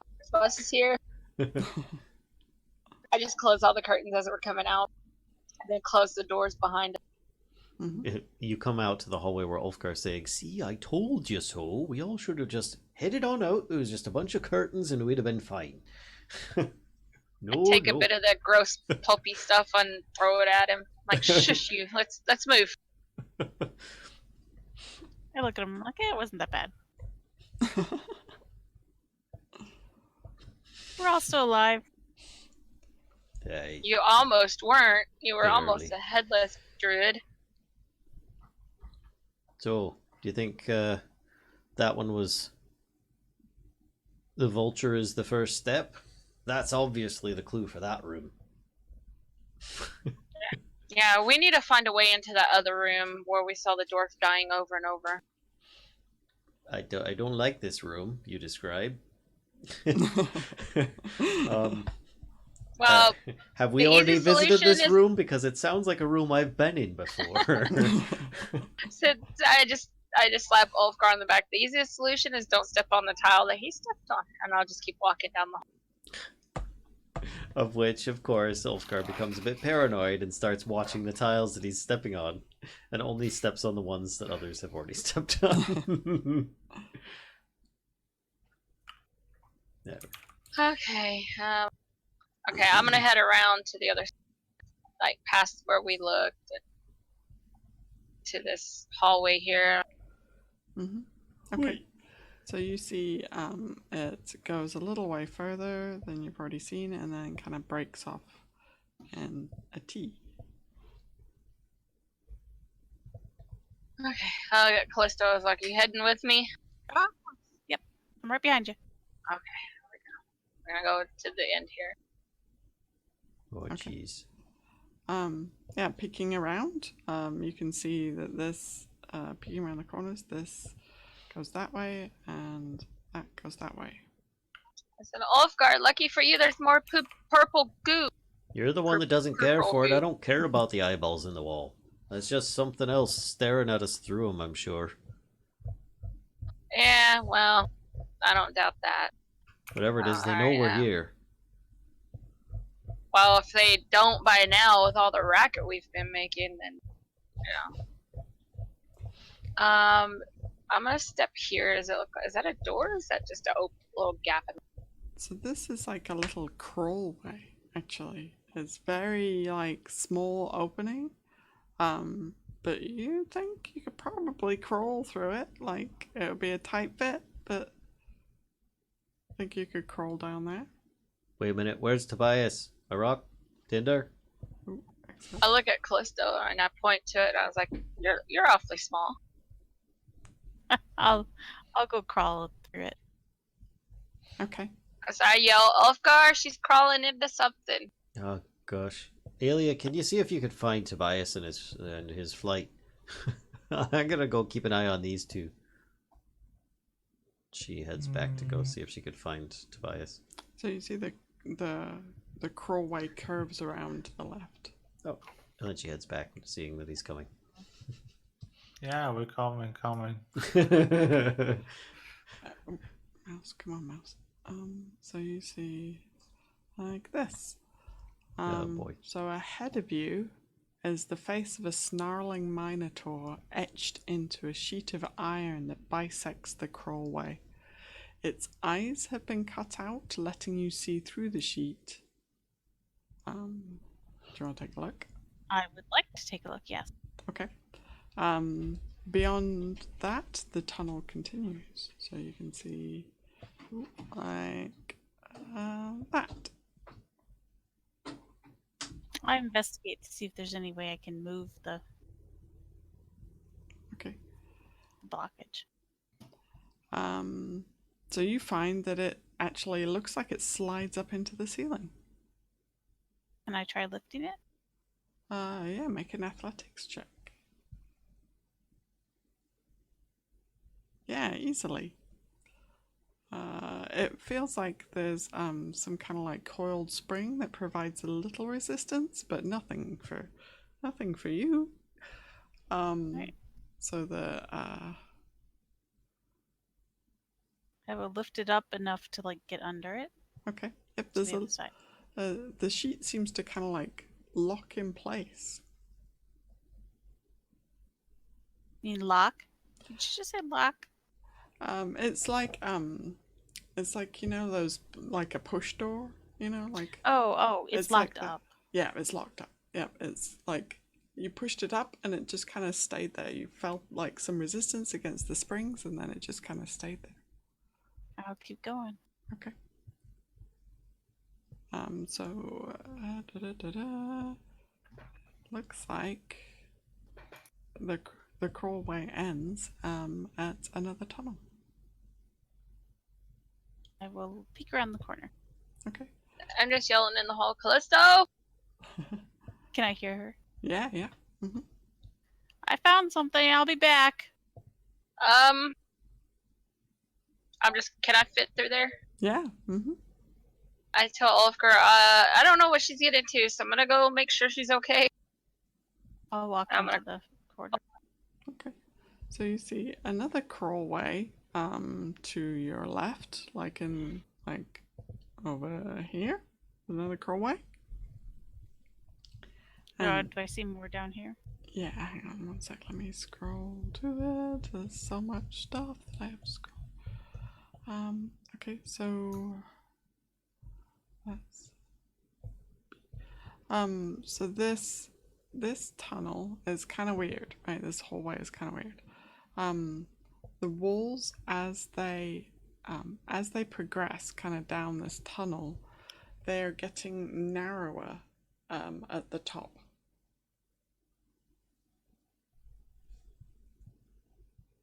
Okay. And then right at the end of the tunnel, it looks like there's a hole in the floor. Interesting. I'm like, I don't know about this. I'm gonna go to the crawlway and look through. Okay. So you can see this opens out onto what looks more like kind of a big room, actually. Of course, I'm going to go through that. Okay. So before you where you kind of stop at the end of the crawlway because you see that it opens out into the kind of this vast room. Actually, let me do this. Wait, you've got 60. Okay, so let's do this. 8, 10, 20, 40, 50, 60. Oop. So let me describe what you see. Where is it? Okay, so you see a balcony over at this end here. And then there are these wooden platforms that are hovering. They're discs. They're wooden discs that are 10 feet across. A single torch burns over here. And there's a rusty lever here that's in the up position. How tall are the ceilings? Oh, that's a good question. It doesn't say. But this is described as a vast pit. Okay. Hang on one sec, let me read a bit more. So Kupazan says to you, let's jump on the platforms. We can make that easily. Yeah, we could. But let me go let everyone else know before I do this. Besides, I don't have to jump. So they're so they're all floating at the same level, 15 feet below the ceiling and 60 feet above the floor. Okay. I will go back to Valia and tell her I found another skeleton key. Yep, you did see him. And I tell Valia, so I found another skeleton key, and I found it in a really large room. Do you want to see it? Otherwise, I think I could turn into a bird and just like go kind of explore it. I don't know, maybe. I'm gonna go down here and see, like, look around real quick. Okay. I tell Kellisto, I was like, you might want to go kind of crawl back around and tell Ulfgar. Sure, I'll go do that. Okay. So this, there was a picture of it somewhere, but the ceiling of this tunnel narrows. It kind of slopes inward as you approach, and there is a kind of a hole cut into the floor at the end here. It is 3 foot wide and 4 foot long rectangular hole with bright light spilling, you can see kind of out of it. Yeah, that's what you see. I'll get a little closer and see if I can just peek over the edge. Okay. So you peer down and you see another room below that has looks like it's about 15 feet below the floor of this room, and the floor looks like it's curved, like it's a circle. Okay. I'll go back, and I guess I'll go back and crawl up back through the thing and talk to everybody. Okay, there's like a traffic jam going on Yeah. in the crawlway.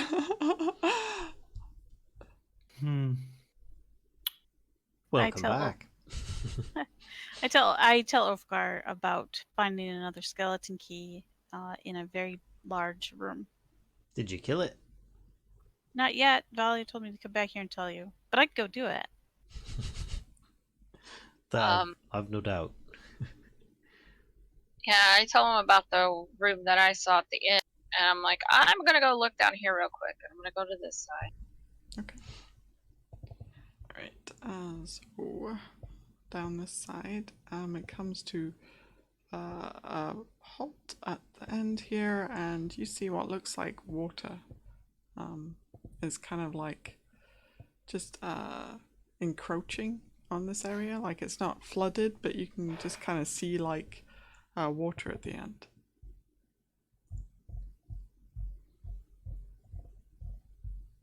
Okay. Like there's some water on the floor, basically. Perhaps you should have your weapon in hand. Right.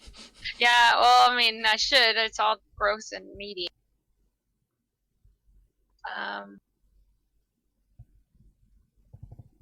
Yeah, I'll kind of take. Whoa, should I take a step closer or not? No, I'm gonna go back. I'm gonna go back and tell Ray. I think it's flooded down this side, so take your pick which way we want to go. Let's go to the wind. Rock and Tinder can't go through that way. Well, maybe they can go the other direction. What did you find down this narrow, I don't know, alcove? Is there something in there? You mean this tunnel right here? Yeah, does it split off into multiple sections? Is there traps in it? Was there any Yeah. kind of... There was the big room. I told you where the skeleton key was. Right, but Valia also mentioned something, some kind of pit at the end of the hall as well? Yeah, at the other side, the opposite end, there's like a hole, and there's light coming out. The room is really like rounded. Okay. So you suddenly hear like you hear a noise from the crawlway. It sounds like metal striking stone. It fell off the ceiling. Oh, I bet that was the big plate that I pushed in place. I Wait, wonder if it would trap us in there. You pushed a plate in place? Yeah. Like to get through. Okay. Like Well, a giant metal door. did you want us to come in through with you, or what? Yeah. Okay. So maybe Flippy stays here with leaving the small bird alone with the two dragons. That seems a bit iffy. I think Aelia would also have a tough time fitting through this. Says, don't worry, I'll take care of the bird. So do we want to go in through here? Do we want to go investigate the flood? Let's go in there. Okay, I'm not partial to the water. I assume that this is down. What is this? Yes, it is down. I'll lift it again. What is this? Okay. It is a steel plate. Or not. With no, you can lift it again. It's got the face of a snarling minotaur etched into this sheet of iron. Right. And it looks like it's blocking our path? It does, until Kellisto just kind of like, oh, yeah. Oh, sorry, I had missed your strength check. I'm sorry, Kellisto. Yeah, you tried to move it, and it's, you think you need to, like, put some more kind of muscle behind it. Okay. Seems to be heavier than before. You have been through here before, right? Oh my goodness, I can't get it. Where are you? I opened it before. Maybe we need Valia. I offered to do the help action, if that's even a thing here. Sure, yeah. Okay. Almost. It's like you're able to lift it up a little bit, but not all the way up into the ceiling like you did before. Oh, I'm rolling like crap. There we go. Yep. Okay, so 5th time a charm, Kellisto is able to lift with perhaps some help from Ulfgar. And you hear this kind of little click, and it stays in place. And Ulfgar looks at it very warily as he kind of like quickly rushes past it. And he's like expecting it to fall back down. Does it resemble anything like the blades that we saw on the other pathway? No. Okay. Was this just like a some kind of liquid stop? Oh, don't tell me we're heading into more water. I thought you said we weren't going towards the water. Nope, there wasn't any water. Is it wine? Oh, I start laughing. More of a mead person. Valia, Tobias, are you coming with us? What? I will tell Tobias. I said they crawled down in there, and when I went down here, there's a flood on this end. It looks like it's flooded. So Yeah, we might go and check this side. Just split the party. Split the party. okay, I need to wash off my warhammer anyway. Look at it. I hold it up. I'm gonna actually say, do any of you actually know the whole reason why splitting the party is actually bad? No. Is because No. DMs, once upon a time, would punish the players for doing so, because then they would make one group wait for the other one. So then it was the number one way for parties to get killed, is because of that. That was lame. at least that's what I read once. Hey, it's not like Arokh will be able to fit in here. Yeah, majority of our party You can't can just fit in dimension there. is dorm the through. problem. What are you talking about? It's fine. It's fine. I thought Yeah, you that's- guys were coming with us, which is why I took off. She's like, instead I'm stuck with this loser. No, I was just staying in the hallway for now. I just That's figured he wanted to rude. go look. It's rude. Yup. Yeah, sadly, actually over half of our party can't fit in there. About half, yeah. Okay, so Kellisto and Ulfgar have been crawling through there. So then what are you guys doing, Tobias and Valia? I don't know. I guess we should wait for them. I mean, because I'm like, most of y'all can't fit in there. It was a tight fit for myself.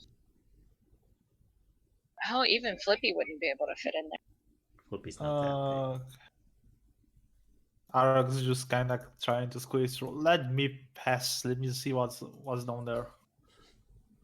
Ah, okay, fine, pushy. Is it dark here? Yes, it is. Tobias will lend torch to Arokh. Okay. So he's going to grab torch in his mouth, and he's going to proceed. Okay. Like here. I just laugh and say, good thing y'all can talk to each other through your head, because pointing at the torch. So you see, let me do this and then I'll describe it. You see,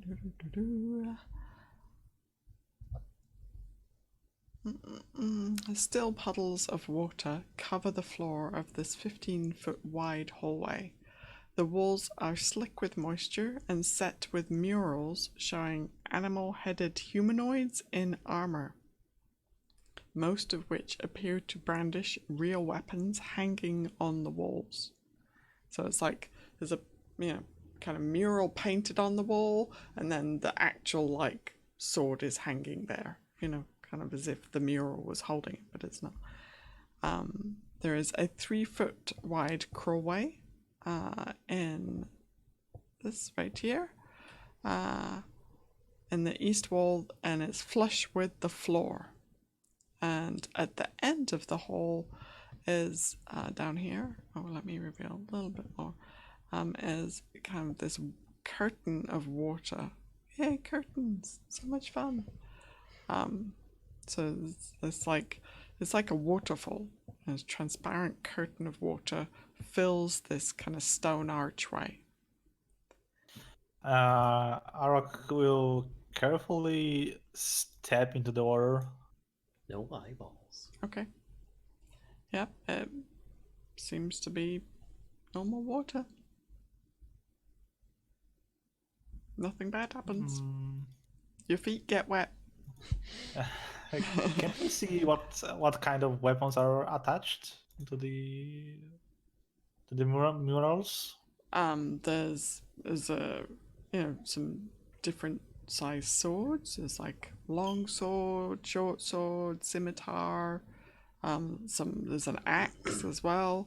Yeah, they look kind of tarnished. So not in best shape. There's also like you see maces. There's sickles, tridents, even some blowguns as well.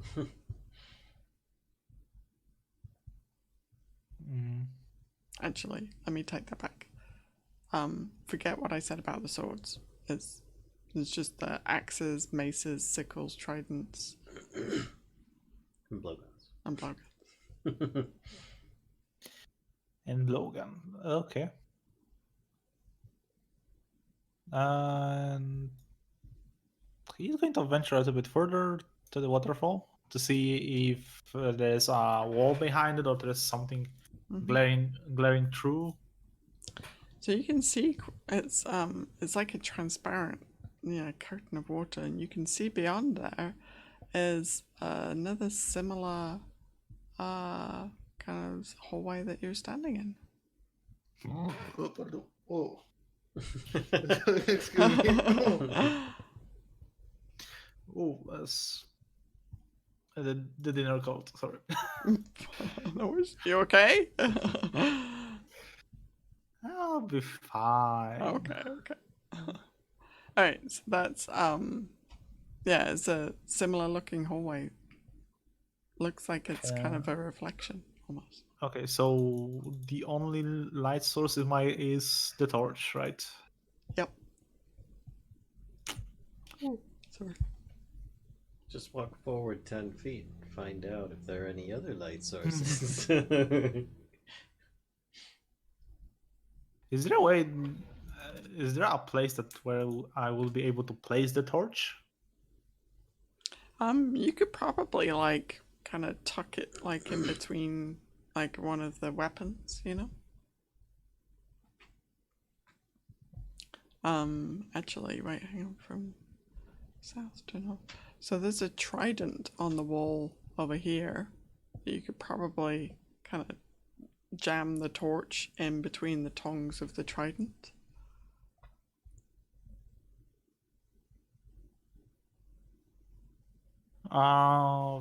What Arokh would try to do is he's going to spread one of his wings, and he's going to do basically. He's going to lean his head forward, and he's going to try to cover his head with his wing, and he's going to walk forward like that. Okay. To avoid torch getting wet. Okay. So you're trying to walk through the water curtain? Yeah. Okay. So as you're shielding the torch, and Arokh takes a few steps forward, and as you touch the water curtain with the kind of tips of your wing, perhaps, water erupts from the curtain. Like the curtain is no longer just kind of a gently flowing, transparent, piece of water. It's now a tidal wave. So I need Arokh to make a strength saving throw. Oh boy. Excuse me. Okay. So he is swept all the way to the back. all the way to the back, and he is slams against the wall. Yeah. Valia and Aelia and Tobias, you would all see kind of Arokh slams against the wall, just completely thrown by this incredibly fierce wave of water. And Arokh does take some bludgeoning damage from hitting the wall. Aelia readies her spear, thinking something might have caused So he takes the 12 wave. damage from hitting the wall. uh,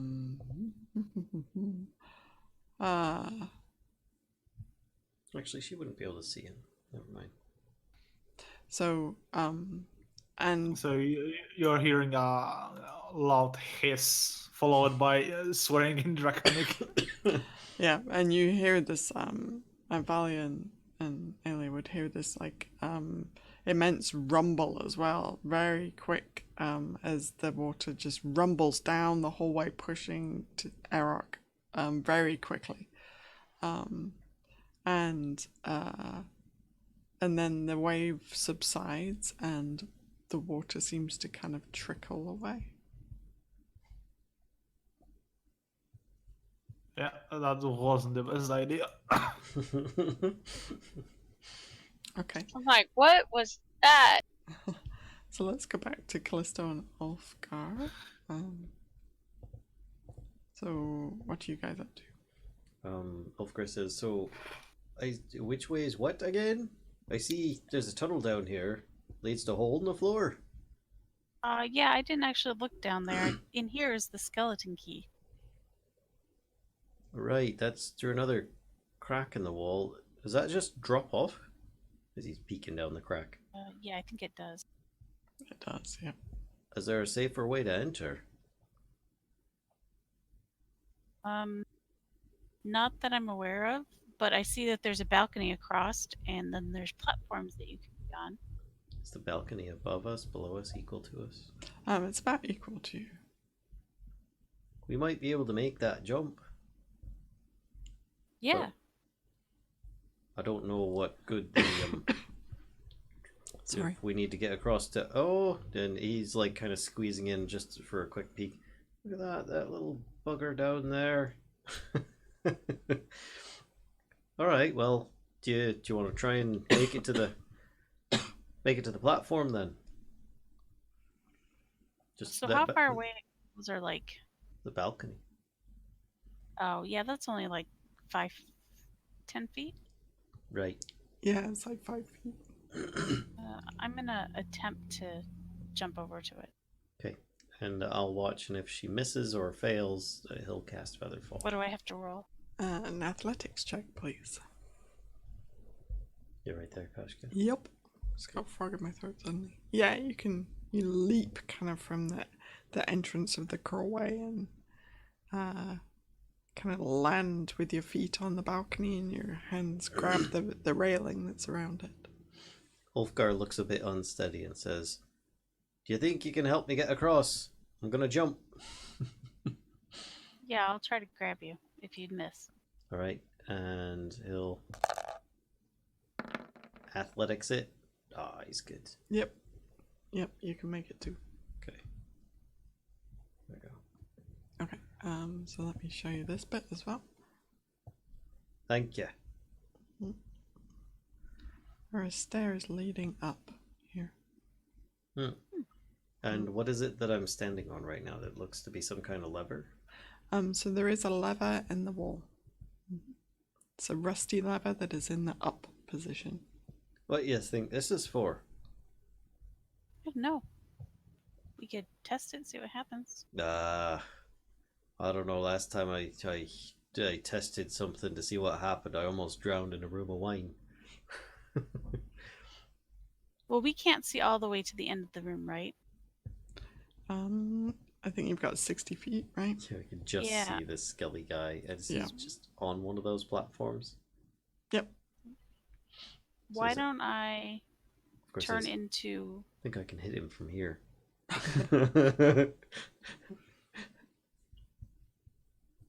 Yeah, why don't I turn into a giant owl. A giant owl will fit through there. Mm-hmm. And fly around the room and check it out. Okay, sure. A giant owl?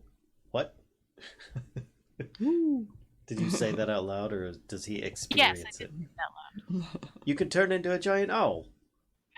This whole time? Well, not the whole time. Just recently. Oh, alright. That's pretty nifty. How big's a giant owl? He looks really curious. So I go ahead and start flying around towards the end of the room. Neat. Okay. Okay, that's how big a giant doll is.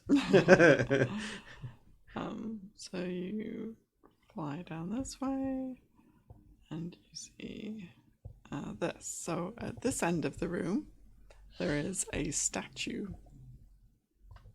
It is 15 foot tall. Statue of a hulking fiend with furled wings and clenched fists. She doesn't suddenly feel compelled to put her head in its jaws, does she? If so, goodbye, Callisto. No. When the skeleton key, kind of like backs up on its platform as you fly past. Excuse me.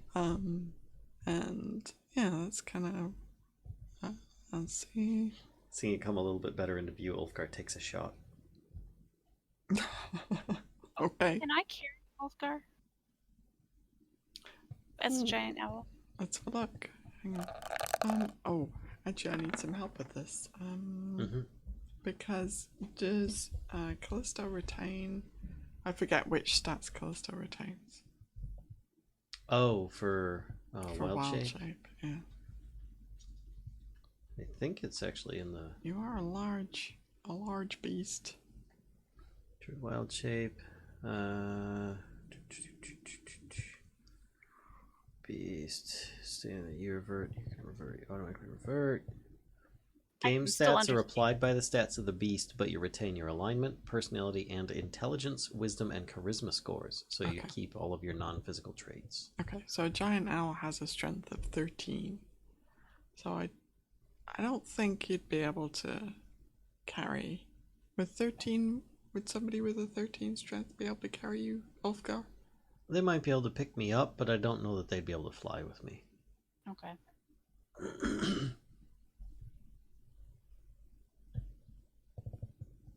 I'm gonna go ahead and attack the skeleton key because I know that we need it. Okay. Which is convenient because I just shot it with a firebolt. Because you got it a little bit closer to me. I'm assuming 20 might hit? 20 does hit. Okay. There you go. Okay. 8 fire damage. So yeah, as you fly closer to attack it, you notice it's already got a nice burn mark on it. It seems to be kind of hobbling a bit now that it's burnt away somewhat. So like, ooh. I'm just it says that my talons is what I would use, and it's a melee weapon attack +3 to hit, reach 5 feet, 1 target, hit 8, 2d6 +1 slashing damage. So just my scimitar, that would probably work. Is that my melee weapon? I don't know if your scimitar would have a +3 or not. You could just do like a roll like 1d20 +3.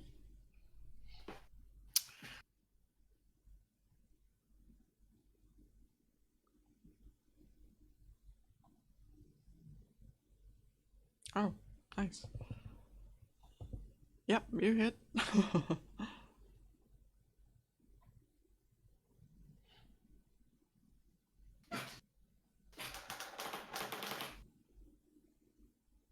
Get him. Fly by attack. Yeah, you finish him. Between Ulfgar's firebolt and your claws, yeah, the skeleton is finished. I rooted around in his remains for the piece that we need. Yep. So, let me tell you what shape this one is. We've got a square and a triangle, I think. This one is a pentagon. So his whole skull has this kind of pentagon-shaped metal bit on it. So you pick the skull up in your talons and you're able to carry that away with you. That's So I'll just fly back. If you drop it, Ulfgar will pick it up and put it in its pack with the others. I do that. Okay. And you said it's 5-sided, yes? Yep, pentagon.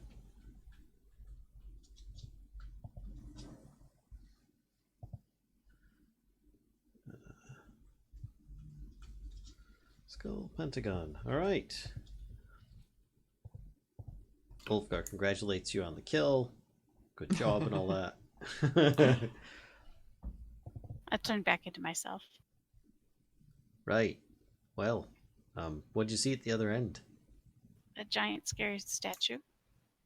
It didn't find you tasty, did it? It didn't come alive. Right. Time anyway. Yep, it was a statue of a fiend, with its wings furled and its fists clenched. So, how far down does it look? From the balcony? Yep. About 60 feet to the bottom. Okay. Ulfgar says, well, I don't think that I'd be able to jump across these bits, well, without turning into something like you just did. I don't know if there's a point to that. We could check up this stairway just to have a peek, see what's up there. Yeah, that sounds good. Right. So. Okay. So it's really odd. And it's like a stairway to nowhere? Like, this makes no sense. Search for secret doors along the path. Okay, give me a perception check. Perception check. There we go. Except I have to find the thing and see. Wowzers. Where'd that go? There it is. Kellisto is on the job. Oh, do I even need to Her check? confidence is Oh, overwhelming. God, no. Yeah, I don't even need to check. Yeah, so you find a secret door and you give it a little bit of a push and it just pops and slides to the side. And beyond that is Ulfgar says, this room. something tells me we're coming up backwards. I agree. So let me describe this room to you.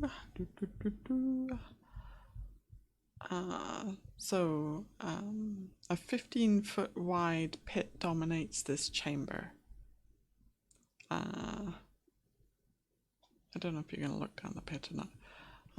So I'll also say that these here are two 9-foot tall stone statues that are standing atop of plinths either side of the pit. A third plinth over here on the south wall stands empty. One of the statues depicts a hooded and bearded male figure with his left hand held high, index finger pointed up. The other portrays an armoured male knight with his gauntleted right hand extended, its palm facing inwards towards the knight.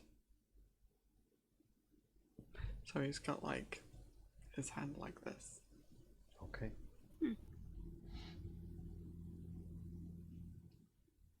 Ulfgar looks up. See if it's pointing at something. Nope, looks like a regular ceiling. Well, looks like we could go on this for a while.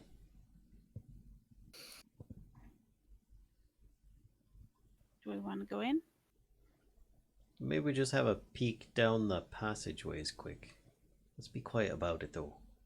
Don't want to end up getting into trouble so far from the rest of the group. Alright, I'll go in and walk along the wall to here. Okay. So you do see down the pit quite clearly is this stationary 8-foot tall clay figure, and he's just standing motionless beside a stone treasure chest. And you do notice he has a silver key hanging from a cord around his neck. It's not just a chest, it's a stone treasure chest. Oh, and I failed at that, huh? There we go. So that ends in a door over there. And this continues further down there. Well, that didn't prove very good. Oh, this place is a giant maze. Hmm. Well, hold up then. And Ulfgar hugs the wall, trying to be quiet. Comes around over here just to get a look around. Actually, I will do. There you go. So he's like peeking around the corner, looking down there. Okay. Yeah, you can see that the hallway continues a little bit further and then turns to the right. Looks like it turns and goes that direction as he points north. Well, do we go through one of these passages, or do we turn back to the rest of the group? Let's just continue down the hall. We can keep looking, but maybe not run into stuff. Maybe Right. not run into any rooms. Right. So, proceeds, being very quiet as he can, moving along, and peeks around the corner. Okay. So you see, oh, I missed a bit again. Jesus. You see a door. Now let me describe this door to you because this is not a boring normal door. Okay, the corridor ends in a large door with a round mirror set into its surface. 10 circular indentations, each about an inch across, surround the mirror. 10 indentations around the mirror? Yep, How they're big? circular. Oh, they're all circular. Yep, they're all circular. They're all about an inch across, and they're around this mirror. So, as Ulfgar peeks around the corner, he's like, oh! He's like, it's a door with a mirror. Okay, sorry. and then he steps out and looks directly at it. He's like, well, there we go. Door number 2. Oh, I've got a lever, got 2 doors, got some kind of weird clay statue down there with some kind of key and chest that it's probably guarding.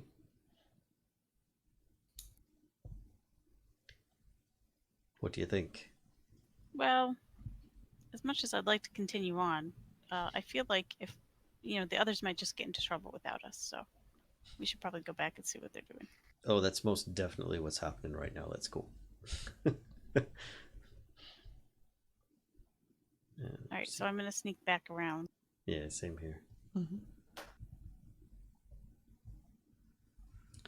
Make a perception check actually as you're going through the room with the clay statue guy. Perception. Okay.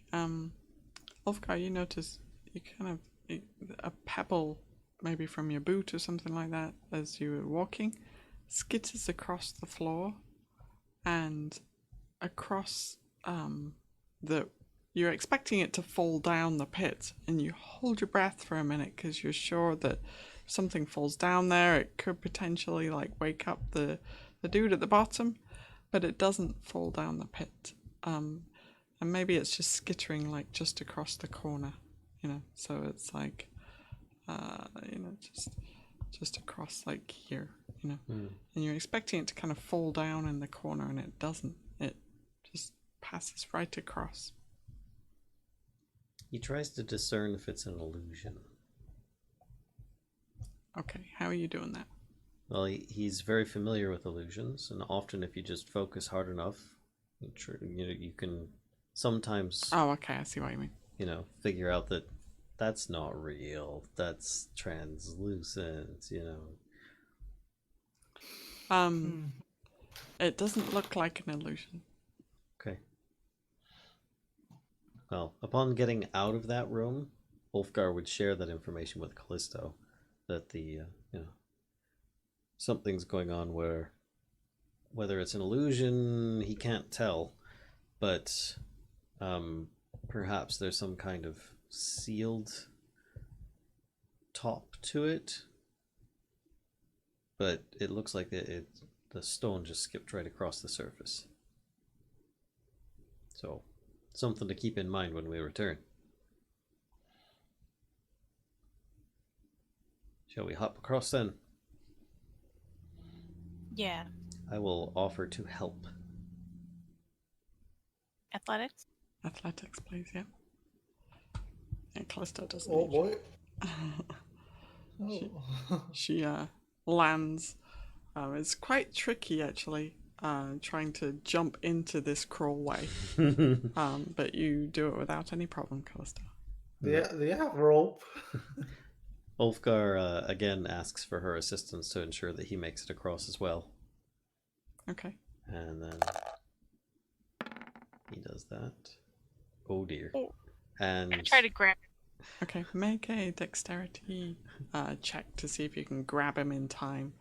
So, Ulfgar, you kind of lose your footing as you're as you're making the jump from the. It doesn't help being a little bit shorter. Making the jump from the balcony, and you see like Callisto, like his hands are going, and you're trying to grab his hands, and you just can't make it in time. And, so he casts Featherfall as a and reaction.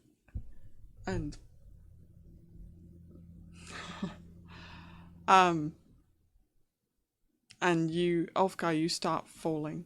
Okay. And that's where we're going to end it. Sorry. Yeah. I'm sorry. I mean, I just want to make sure that I say it before splat. Yeah. Ulfgar splat. Yep. But that's where we're going to end. But it's in an anti-magic field is what we find out next time. Right. You never know. There's this moment where Ulfgar is kind of flailing in the air. Callisto's trying to grab him, and they are not able to connect. It's because that extra weight from the skull head in his pack threw him off. All right. Well, thanks again, everybody, for coming out. Viewers, Thanks for the extra long session today, guys. Players, extra longness. Sorry to keep you so long. Let's zoom out on this thing and see just how much. How are you doing? Yeah, we've done. Oh my gosh. I can see. Oh wow, that's way too zoomed out. Still, we had covered quite a bit today. Yeah. Got a lot more still to go, I'm sure. Just got 7 more maps, folks. There's a couple more rooms left in there. Like all never ending. There's 250 traps. We are going to die at the end anyway, so